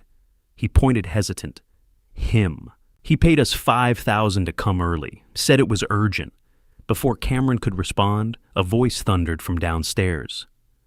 FBI, nobody move. The sound of heavy boots filled the stairwell. Ryan appeared, first badge-raised expression, carved from stone. Behind him came Agent Sarah Mitchell, calm and focused, followed by 2 uniformed officers. Ryan took in the entire scene in one sweeping glance, me standing with the tablet. Claire rigid and furious, Cameron pale, the 2 fake medics with raised hands. Stay exactly where you are, Ryan said. His voice was controlled, but there was steel beneath it. He looked at me. Dad, are you okay? I'm fine, I said. They're not. Ryan turned to Claire. For a flicker of a second, I saw something in his eyes. Hurt. Disbelief. Then it was gone. Professional detachment replaced it. Claire Shaw, he said evenly. Cameron Drake. You are under arrest for conspiracy to commit fraud, elder abuse, attempted kidnapping, and financial exploitation. This is insane, Claire screamed. He's delusional. We were helping him. Agent Mitchell stepped forward, cuffs ready. The 2 medics were restrained, first protesting weakly that they didn't know. Cameron made one last desperate attempt. Ryan, listen, your father is sick. We have a doctor's report from Dr. Gerald Russo. Ryan cut in coolly. The psychiatrist you paid $50,000? We arrested him an hour ago. He's cooperating. Silence slammed into the hallway. Claire's face drained completely of color. Cameron sagged as if someone had cut his strings. Ryan stepped closer to me. Dad, we're taking you somewhere safe, he said quietly. You'll give a statement. We'll handle the rest. I nodded. Then I met his gaze again. There's one more, I said. Ryan's eyes sharpened. Nathaniel Holloway. Recognition flickered. You're certain I recorded him, I replied. He's the one orchestrating everything. Offshore accounts, Grand Cayman. Cameron was just another pawn. Ryan's jaw tightened. He's on our watch list, he said. We didn't have enough. You will, I answered. Ryan studied me carefully. How? I allowed myself a thin smile. Nathaniel believes $4.5 million is about to move into offshore accounts. He won't resist overseeing that transfer personally. Ryan understood immediately. You can bait him, he said. Yes. I held up the tablet again. He thinks I'm still going to Evergreen. He thinks Cameron is taking the fall. If he believes the money is about to be released, he'll show up to control it. Ryan nodded once. We'll set up a controlled transfer, he said to Agent Mitchell. Coordinate cybercrime and financial crimes. Mitchell was already on her phone. Claire stared at me, fury blazing through the last of her composure. "You're ruining everything," she hissed. I looked at her not as a father, but as a man facing someone he no longer recognized. "No," I said quietly. "You did that?" The officers led Cameron and Claire down the stairs. The house felt suddenly hollow. Ryan remained beside me. "You did good," he said softly. I looked toward Helen's portrait hanging at the end of the hallway. "She did?" I replied. Ryan followed my gaze. Mom would have been proud, maybe. Or maybe she would have simply shaken her head, saddened but unsurprised. Outside, the early morning light had begun to brighten the street. Neighbors' curtains twitched. Patrol cars idled quietly. The ambulance doors remained open, unused. Ryan placed a steady hand on my shoulder. "It's not over," he said. I know, I answered. Nathaniel Holloway still believed he was about to collect millions. And men like Nathaniel never resist collecting what they think they've won, which meant he would come. And when he did, he wouldn't be walking into a fortune. He'd be walking into a trap. Nathaniel Holloway had always operated under a single unshakable belief: he was untouchable. That illusion was about to fracture. Clare and Cameron sat side by side on my sofa, wrists cuffed in front of them, the early morning sunlight pouring through the windows and exposing every crack in their composure. The room that had once held birthday parties and holiday dinners now felt like a holding cell. Agent Sarah Mitchell stood near the front door posture, steady, one hand resting lightly near her holster, eyes alert but controlled. Ryan stood in the center of the living room, all focus and contained intensity, the badge at his belt catching the light. "Dad," he said quietly, his voice calm but edged with urgency. "Who exactly is Nathaniel Holloway? And how do we bring him in?" I lifted Claire's phone, the one I had quietly slipped from the hallway table during the chaos upstairs, when the ambulance crew had been turned away and the officers had moved in. The device felt strangely heavy in my hand. "Nathaniel Holloway," I said evenly, as the architect. "Claire has been working with him for 3 years. Cameron was never the mastermind. He was leverage, a tool." Cameron's head snapped up as though I had struck him. "What are you talking about?" he demanded, confusion and fear colliding across his face. I didn't look at him. My eyes remained on Ryan. "Nathaniel has been waiting for confirmation that I was admitted to Evergreen. That text was the trigger. Once he receives it, the funds move offshore." Ryan's expression sharpened instantly, the pieces aligning. "Then we give him exactly what he's expecting." Claire's voice cut through the room, sharp and venomous. "I won't help you." I turned my gaze to her, holding it steady. "You don't have to. I know your passcode. I've watched you enter it dozens of times." The color drained from her face so quickly it was almost painful to watch. Cameron leaned forward, desperation overtaking whatever loyalty he had left. "I'll help," he blurted. "I swear." Let Nathaniel take the fall. He planned this. Ryan gave him a single measured nod. "Where is he?" "Riverside Hotel." Cameron said immediately. "Room 412. He's been there all week. Waiting." Ryan glanced toward Sarah. "Notify local." "Wait," I said.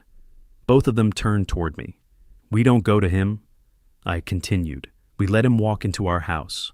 Ryan studied my face carefully. "Explain." I raised the phone slightly. "We send the message he's expecting. Tell him I've been admitted to Evergreen. Invite him here to celebrate before Claire leaves for the airport." Sarah's brow furrowed. "We have to be precise. No entrapment complications." "It's not coercion," I said calmly. "He's free to decline." Ryan considered the strategy for only a moment more. "Do it." I unlocked the phone, forcing myself to mimic Claire's casual tone, the shorthand she often used in texts. "Done. Dad is at Evergreen. Come to the house. We need to celebrate before I leave for the airport." I pressed send. The small whoosh of the outgoing message felt louder than it should have. Claire stared at me, fury burning behind her eyes. "You have no idea what you've just done." I met her gaze without flinching. "I stopped you." Then we waited. Ryan positioned himself just out of sight in the hallway. Sarah remained near the front entrance. 2 uniformed officers moved quietly to cover the side yard and rear exit. The house felt unnaturally still, like the seconds before a storm breaks. 28 minutes later, tires crunched over gravel. A sleek black sedan rolled into my driveway. Through the front window, I saw him step out. Relaxed, confident, carrying a bottle of champagne. The front door opened before he could knock. Nathaniel Holloway walked in like a man arriving at his own victory party, "Claire," he called out brightly. "We did it. Where's the old?" He stopped mid-stride. His eyes found me first. Then they shifted to Clare and Cameron, both cuffed and silent on the sofa. His triumphant smile dissolved. Ryan stepped forward from the hallway, badge raised. "Nathaniel Holloway, FBI. You're under arrest." Nathaniel's instinct was immediate. He spun toward the door. Sarah was already there. He darted left. She moved faster. In one fluid motion, she tackled him to the hardwood floor. The champagne bottle flew from his hand, striking the entryway and exploding into shards of glass and foam. The celebratory hiss of carbonation turned into a harsh, sticky spray across the floor. Ryan cuffed him swiftly and hauled him upright. Nathaniel's breathing was ragged now, but defiance flickered behind his eyes. "This is absurd," he snapped. "You don't have anything." "Actually," I said, stepping forward with the tablet in my hands, "we have quite a bit." I pressed play. Claire's voice filled the room. What about Cameron? Nathaniel's response followed, smooth and disturbingly casual. "Cameron's the fall guy. Once the money clears, he's a liability." "What does that mean?" Claire asked. "Accidents happen," Nathaniel replied lightly. "Car trouble, a medical incident, clean." There was a pause. "You're talking about eliminating him," Claire whispered. "I'm talking about removing loose ends," Nathaniel answered. "Unless you want to spend the rest of your life worrying he'll talk." "No, then trust me." The recording ended. The silence that followed was suffocating. Cameron's face drained of color. He turned slowly toward Claire, disbelief overtaking him. "You were going to let him kill me." Claire's mouth opened, but no defense emerged. Cameron lunged toward her in a burst of rage. Ryan intercepted him instantly, forcing him back down onto the sofa. "Enough." Nathaniel let out a short, ugly laugh. "That recording won't survive court," he sneered. "Illegal surveillance." Ryan met his gaze without blinking. "Conspiracy to commit murder gives us probable cause. That opens doors you don't want opened." Sarah's phone vibrated. She glanced down and then looked up sharply. "Ryan, outstanding warrant, Nevada, 2019, elder financial exploitation." Ryan's expression hardened further. Details, 72-year-old widow. $4 million, committed to a psychiatric facility. She died there. Every set of eyes in the room turned toward Nathaniel. He didn't appear surprised. "Allegations," he said coolly. "Never proven. They will be," Ryan replied. I stepped closer to Nathaniel, studying him without the barrier of a screen between us. "So, this wasn't your first attempt," I said. "You've done this before." He held my gaze with a reptilian calm. "You'd be surprised how easy it is to convince people their loved ones are unstable." My jaw tightened. Behind him, Claire began to cry soft, fractured sobs. "Dad," she whispered. "I'm sorry. I didn't mean for it to go this far." I turned toward her slowly. "You meant every step I said." Her shoulders shook. I was drowning. Debt. Pressure. "Nathaniel said Nathaniel didn't force you." I interrupted. Her eyes searched mine desperately. "I loved you," I said quietly. "I trusted you. Dad, please." The daughter I raised, I continued, would never have built a plan to erase me. Her composure collapsed entirely. Ryan and Sarah led Nathaniel toward the door. Officers separated Clare and Cameron. 3 patrol cars. 3 separate futures. As Nathaniel was guided outside, he glanced back once, not with fear, but with calculation. Calculation would not save him now.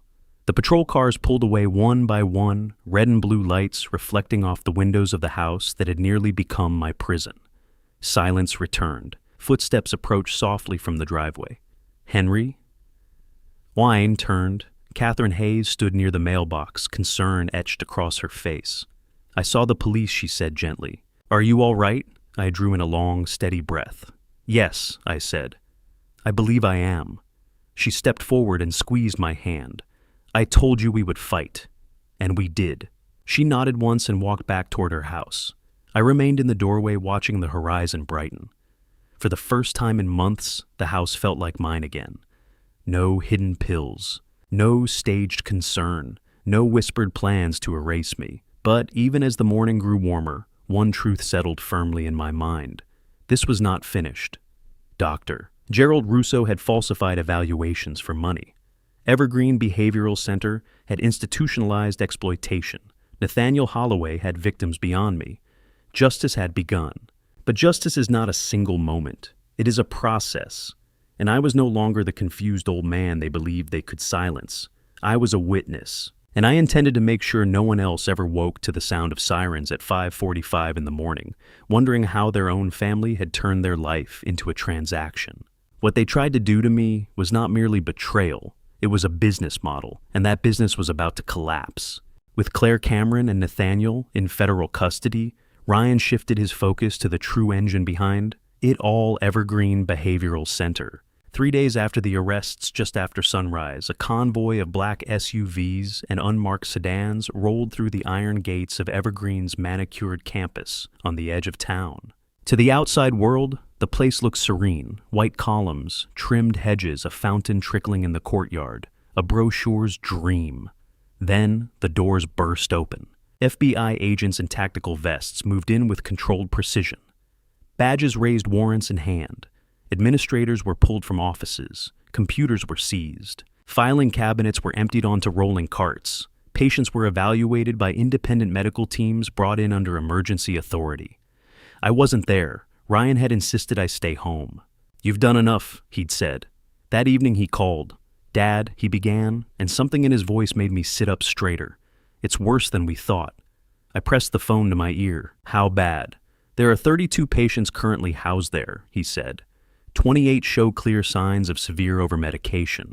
Sedatives, antipsychotics, benzodiazepines administered without proper consent or clinical necessity. I closed my eyes. Financial records show $47 million collected in patient care fees over the last 5 years. 47 million, I whispered. Russo kept meticulous books, Ryan continued. Spreadsheets, percentages, asset valuations. He took 15% of every patient's estate. The rest moved through shell corporations and offshore accounts. I felt the air leave my lungs. "How many victims?" I asked quietly. "At least 50 confirmed so far," Ryan said. "Some died at Evergreen. Others were released after their money ran dry, drug disoriented and broke." His voice hardened. "Dad, your case cracked it open." I stared at the quiet room around me, my house, almost lost. 50 families. "Where's Russo?" I asked. "In custody." "Doctor?" Gerald Russo now sat in an FBI interrogation room, his tailored suit, wrinkled confidence replaced by a sheen of sweat across his forehead. Ryan and Agent Sarah Mitchell faced him across a steel table. A thick evidence file lay between them. "I demand my attorney," Russo said stiffly. "You'll have one," Ryan replied calmly. "You'll need one." Russo folded his hands tightly. "I conducted evaluations. My medical judgment is protected. You signed commitment orders for over 50 wealthy individuals in 5 years," Ryan said. "Every one of them had substantial assets. That's not medicine, that's racketeering." Sarah slid a document across the table. "This is the evaluation you performed on Henry Shaw last Friday. You diagnosed severe paranoid psychosis and auditory hallucinations." Russo said nothing. "Your own notes," Sarah continued state. "He answered every cognitive question correctly. You backdated the paperwork to fabricate a treatment history." Ryan leaned forward. "That's federal fraud." Russo's lawyer arrived shortly after, but by then the paper trail was already overwhelming. The investigation spread quickly. Richard Crane, the attorney who drafted the fraudulent power of attorney documents, was arrested at his downtown firm. He claimed he had simply followed client instructions. The FBI uncovered encrypted emails tying him directly to Russo and Evergreen's financial channels. Victor Ashford, the Manhattan art dealer prepared to liquidate my collection, was detained at his gallery. A search warrant revealed a ledger spanning 2 decades of stolen and fraudulently acquired artwork. The conspiracy was not a side hustle. It was an enterprise. 6 primary defendants, 50 confirmed victims, $47 million siphoned from the elderly and vulnerable. Evergreen Behavioral Center had been a facade polished brochures, concealing a machine designed to strip dignity, autonomy, and wealth. Ryan asked me to provide a full deposition. I spent 2 long days inside a federal building, recounting every detail. The hidden cameras, the pills, the forged documents, the bribe to Russo, the recordings from Helen's portrait. I handed over every file I had preserved in that attic studio. "This is one of the most comprehensive victim testimonies I've ever seen," Ryan told me.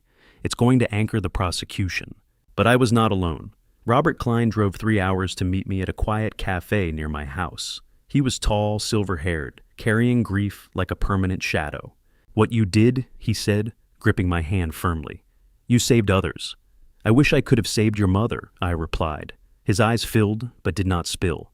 "You gave her justice," he said. "That matters." Margaret Lawson also agreed to testify.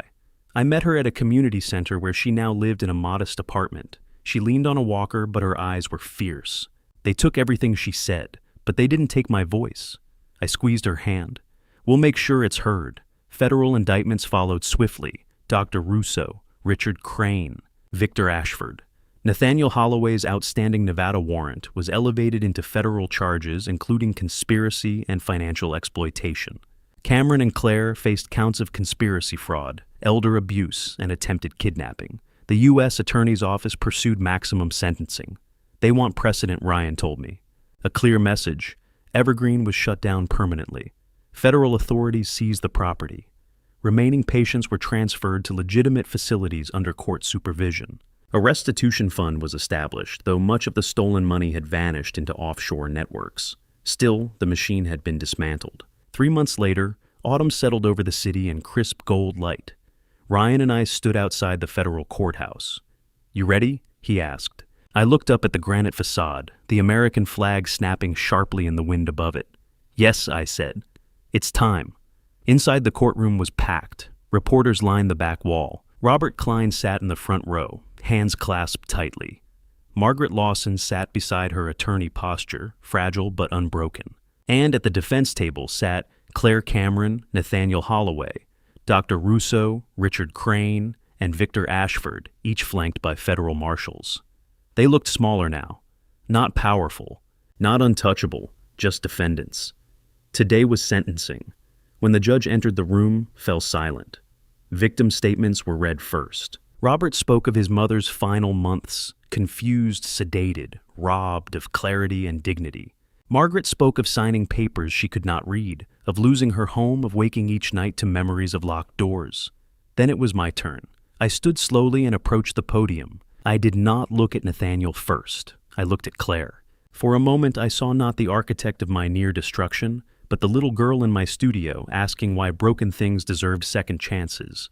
Then the image dissolved. I was almost declared insane. I began evenly.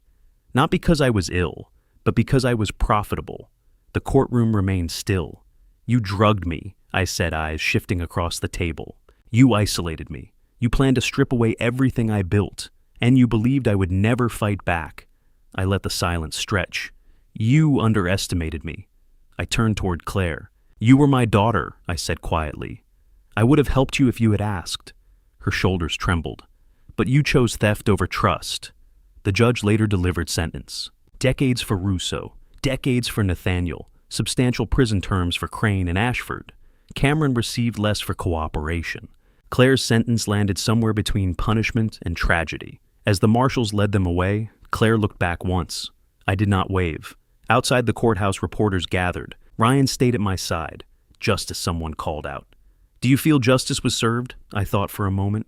"Yes," I said. But justice doesn't undo damage. It prevents the next one. The system that preyed on the elderly had been exposed, but vigilance would always be necessary. I walked down the courthouse steps beside my son, autumn air cool against my face. I had nearly lost everything. Instead, I had gained clarity. And today, I would face Clare one last time, not as a victim, but as a man who survived. Federal courtroom, Judge Patricia Coleman presiding. It was the moment I had both dreaded and waited for. The gallery was full long before the proceedings began. I sat in the front row beside Ryan, his hand steady on my shoulder. To my left sat Catherine Hayes, composed and resolute. Behind us were Robert Klene, Margaret Lawson in her wheelchair, and dozens of other victims and family members, people whose lives had been fractured by the machinery we had exposed. At the defense table sat all 6 defendants: Clare, Cameron, Nathaniel Holloway, Dr. Gerald Russo, Richard Crane, Victor Ashford. They had all entered guilty pleas. The evidence had left them no room to maneuver. Today was sentencing. Judge Patricia Coleman, silver-haired and sharp-eyed, surveyed the courtroom with controlled gravity. "We will now hear victim impact statements," she said. Margaret Lawson was first. A bailiff wheeled her forward. Though her body appeared fragile, her voice did not waver. My name is Margaret Lawson. I am 71 years old. 4 months at Evergreen Behavioral Center cost me $1.8 million, my home and my dignity. Her hands trembled slightly on the arms of her chair. I wake up some nights, convinced I'm still there, drugged, restrained, confused. These people stole my life. They deserve no mercy. She was wheeled back to her seat in silence, so heavy it seemed to press on the walls. Robert Klein stood next. His grief had aged him, but it had not broken him. My mother died at Evergreen, he said. She died believing she had lost her mind, but she hadn't. Her clarity was stolen from her. He turned and looked directly at Dr. Russo. Mr. Shaw fought back. My mother couldn't. So I asked this court to remember her, and the ones who never made it out. Catherine Hayes was third. She stood straight, shoulders squared. I watched my sister die in a facility just like Evergreen, she said. Elder abuse thrives in silence behind locked doors under the guise of protection. But abuse is not a private matter. It is a crime, and it must be punished as one. Then my name was called. I rose slowly. My legs felt heavier than they had in months, but I walked to the podium with purpose. I looked first at Clare. She would not meet my eyes. Your Honor, I began. My name is Henry Shaw. I am 67 years old. Not senile, not incompetent, not incapable, just 67. A quiet ripple moved through the room. For 42 years I restored damaged paintings. I believed that anything broken could be repaired, that if you worked carefully enough, patiently enough, you could bring beauty back from ruin. I paused. But I've learned something difficult. You cannot restore someone who does not want to be restored. I turned toward Clare again. My daughter orchestrated a plan to drug me, isolate me, falsify medical records, and imprison me in a psychiatric facility. She weaponized my grief over my late wife. She used my love as leverage. My voice steadied further. She did not simply steal money. She attempted to steal my identity, my autonomy, my sanity. I let the words settle. But this case is not just about me. I gestured gently toward Margaret and Robert. It is about every person who entered Evergreen, trusting it to provide care and left broken or not at all. It is about a system that treated older Americans as expendable. I straightened. We are not expendable. We are not burdens. We are not accounts to be emptied. We are people, and we deserve protection. I looked at Judge Coleman. I asked this court to send a clear message: elder abuse, whether by family or institution, will not be tolerated. I stepped back and returned to my seat. Ryan squeezed my hand firmly. Judge Coleman leaned forward. In my decades on this bench, she said, I have seen many forms of greed. Few have matched the cruelty displayed in this case. Her voice was precise, cutting. You turned medical care into a business model for exploitation. You corrupted professional trust. And you shattered families. She opened her sentencing file. Dr. Gerald Russo, you violated your oath and engaged in systematic fraud. I sentence you to 18 years in federal prison and permanent revocation of your medical license. Russo's face lost all color. Richard Crane. You facilitated fraudulent guardianships and forged documents. 12 years in federal prison. You are disbarred. Crane lowered his head. Victor Ashford. 10 years for conspiracy and trafficking in stolen property. Ashford stared straight ahead. Cameron Drake. You participated in a scheme to drug and defraud your father-in-law. 15 years in federal prison. Cameron closed his eyes. Nathaniel Holloway. The courtroom seemed to tighten. You have a documented pattern of exploiting the elderly. You conspired to defraud Mr. Shaw and discussed eliminating a co-conspirator. 22 years in federal prison. Nathaniel's jaw clenched, but he remained silent. Then Judge Coleman turned her attention to Clare. Clare Shaw. The room felt still. You were not coerced. You were not manipulated. Evidence shows you initiated this conspiracy. You betrayed your father, the man who raised you and trusted you. You exploited his grief and sought to imprison him for profit. Clare's shoulders began to shake. You have shown no meaningful remorse. The judge's voice did not soften. I sentence you to 24 years in federal prison. A broken sound escaped Clare's throat. No, please, Judge Coleman continued. All assets tied to this conspiracy are ordered seized and liquidated for restitution to victims. Evergreen Behavioral Center is permanently closed. Its remaining assets will be distributed accordingly. The gavel struck. It was done. Claire turned toward me, tears streaming freely now. Dad, I'm sorry. Please. I held her gaze briefly. There was nothing left to say. The marshals began escorting each defendant from the courtroom. Claire was last. At the doorway she paused, looking back one final time. Dad, please. I have nothing left to say, I told her quietly. Her face crumpled. The door closed behind her. Ryan wrapped his arm around my shoulders. Let's go home, he said. Outside, the autumn air was crisp and bright. Reporters called out questions, but I did not stop. Robert Klein shook my hand firmly. You gave them justice, he said. Margaret Lawson squeezed my arm with surprising strength. Catherine walked beside me toward Ryan's car. Justice had been delivered, the conspiracy dismantled, the predators sentenced. But as I settled into the passenger seat and watched the courthouse shrink in the rearview mirror, a deeper truth settled inside me. The life I had nearly lost, the quiet mornings, the attic studio, the simple dignity of autonomy had been restored, not because the damage never happened, but because I fought. Now at 67, my life was not ending. It was beginning again. The house on Hillcrest carried too many memories. 3 weeks after the sentencing, I walked through its empty rooms for the last time.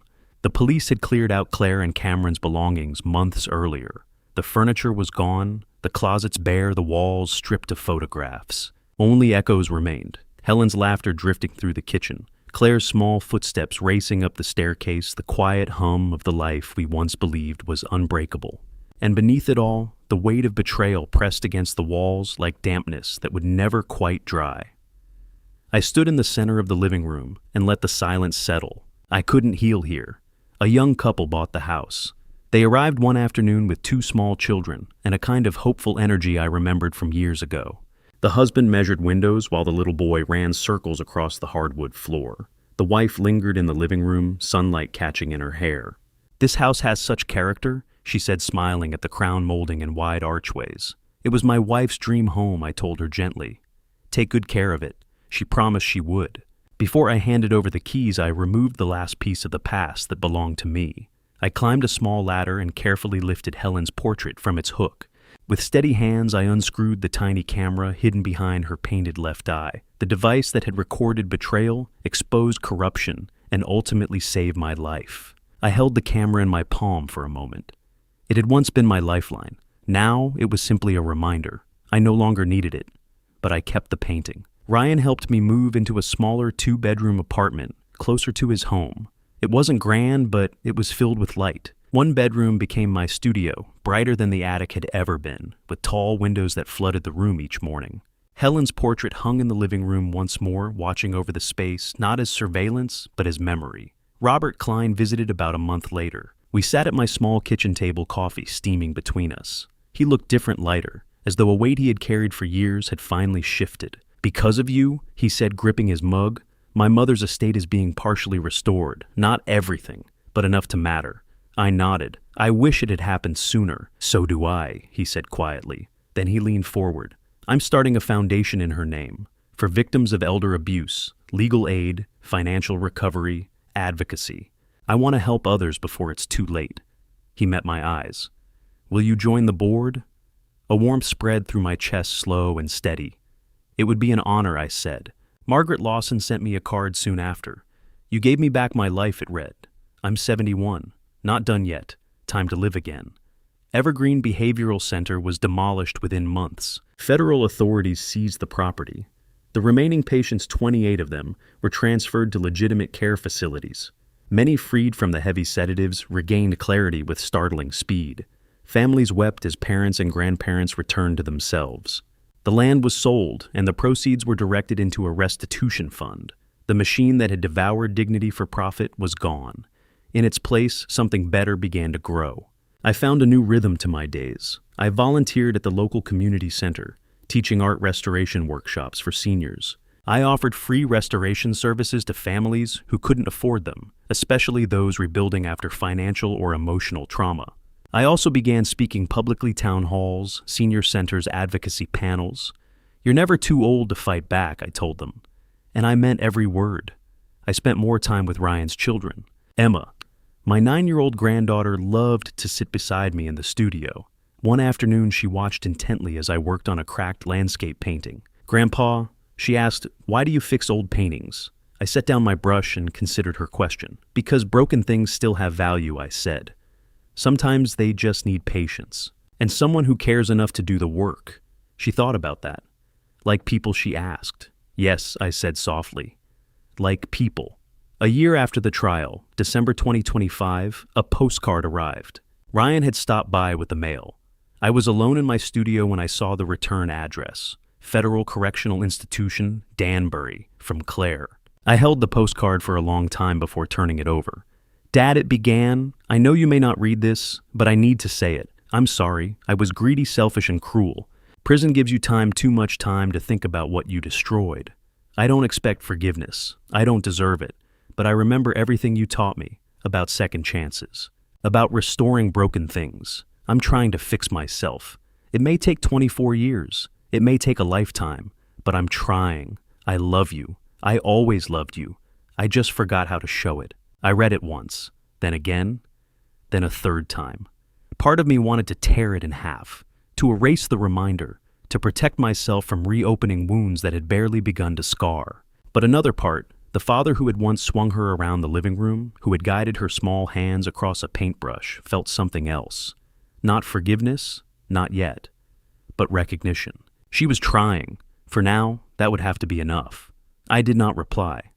Instead, I placed the postcard inside a small wooden box. In it were childhood photographs of Claire, drawings she had made when she was little crayon hearts and stick figures labeled Dad. I closed the lid gently. I am not ready to forgive, I told myself. But I am not ready to erase her entirely either. Time would decide the rest. Over the next year, life unfolded in ways I hadn't expected. I testified in 3 additional elder abuse cases. The foundation Robert and I helped establish assisted 15 families with legal resources and emergency financial aid. Margaret and I met for coffee, weekly sharing stories and laughter that felt hard-earned. I restored 23 paintings that year, all donated or belonging to families who had endured loss. My relationship with Ryan deepened in ways I never imagined possible. We spoke openly now, without hesitation. My grandchildren filled my apartment with noise and questions and warmth. One evening, Ryan arrived with Emma and her younger brother. Grandpa, Emma called, bursting into the studio. "I wrote an essay about you. About me." I laughed. "What did you say?" She handed me a folded paper. "It's about courage," she explained. "My teacher said courage isn't not being afraid. It's being afraid and doing the right thing anyway." I said, "That's what you did." My throat tightened unexpectedly. "Your teacher is very wise," I told her. Ryan rested a hand on my shoulder. "You okay, Dad?" I nodded, emotion settling into something steady and clear. "I'm more than okay," I said. "For the first time in a long while, I'm truly happy." Later that night, after the children had gone home and the apartment was quiet again, I stood alone in my studio. Sunlight filtered through the window, warm against the floor. Helen's portrait gazed at me with the same calm strength it always had. I picked up my brush. "We made it through," I whispered softly. "We're still here." I returned to the canvas before me and continued painting. I am 68 years old now, not ancient, not fragile, not defined by what was nearly taken from me, just 68. And I have learned this: broken things can heal, damaged art can be restored, trust may not return in the same form, but it can grow again in new soil. Time moves forward, and so do I. If you've stayed with me until this moment, let me leave you with something that took me 68 years to truly understand. This family story began with love, trust, and shared memories. But it unfolded into something darker, a painful lesson about family betrayal. I learned that blood does not automatically guarantee loyalty. Sometimes the deepest wounds come from the hands we once held. Yet even in the face of family betrayal, you do not surrender. You do not shrink. You do not quietly accept injustice. I survived because I refused to become a victim. And I discovered something even more important: Dad, revenge is not about rage. It is not about destruction. It is about justice. It is about standing tall when the world expects you to bow your head. My dad revenge was not fueled by bitterness. It was driven by protection. I fought not only for myself, but for 50 other families whose own family betrayal left them voiceless. Looking back on this family story, I see my mistakes clearly. I should have asked for help sooner. I should have trusted Ryan earlier. I should have spoken up the moment something felt wrong. If you take anything from this family story, let it be this: do not wait until you are cornered. Do not let pride, shame, or fear silence you. God gave me strength when I believed I had none left. He placed Catherine, Robert, Margaret, and Ryan in my path at exactly the right time. And I have come to believe that broken things can heal, not because they return to what they were, but because they endure. To anyone who feels trapped, forgotten, or invisible after family betrayal, you are not too old, too weak, or too broken to fight back. Your voice matters. Your life matters. This family story, my dad, revenge is no longer just mine. It belongs to every person who has ever been underestimated and refused to stay down. If this journey moved, you share it. Tell your story. Let others know they are not alone. Subscribe so these stories can reach those who need them most. Together, we can bring light into places that have lived in darkness for far too long. Thank you for walking this road with me until the very end. Disclaimer: this narrative contains fictionalized elements created for educational and awareness purposes. If this content is not suitable for you, please feel free to explore other stories that better match your preferences.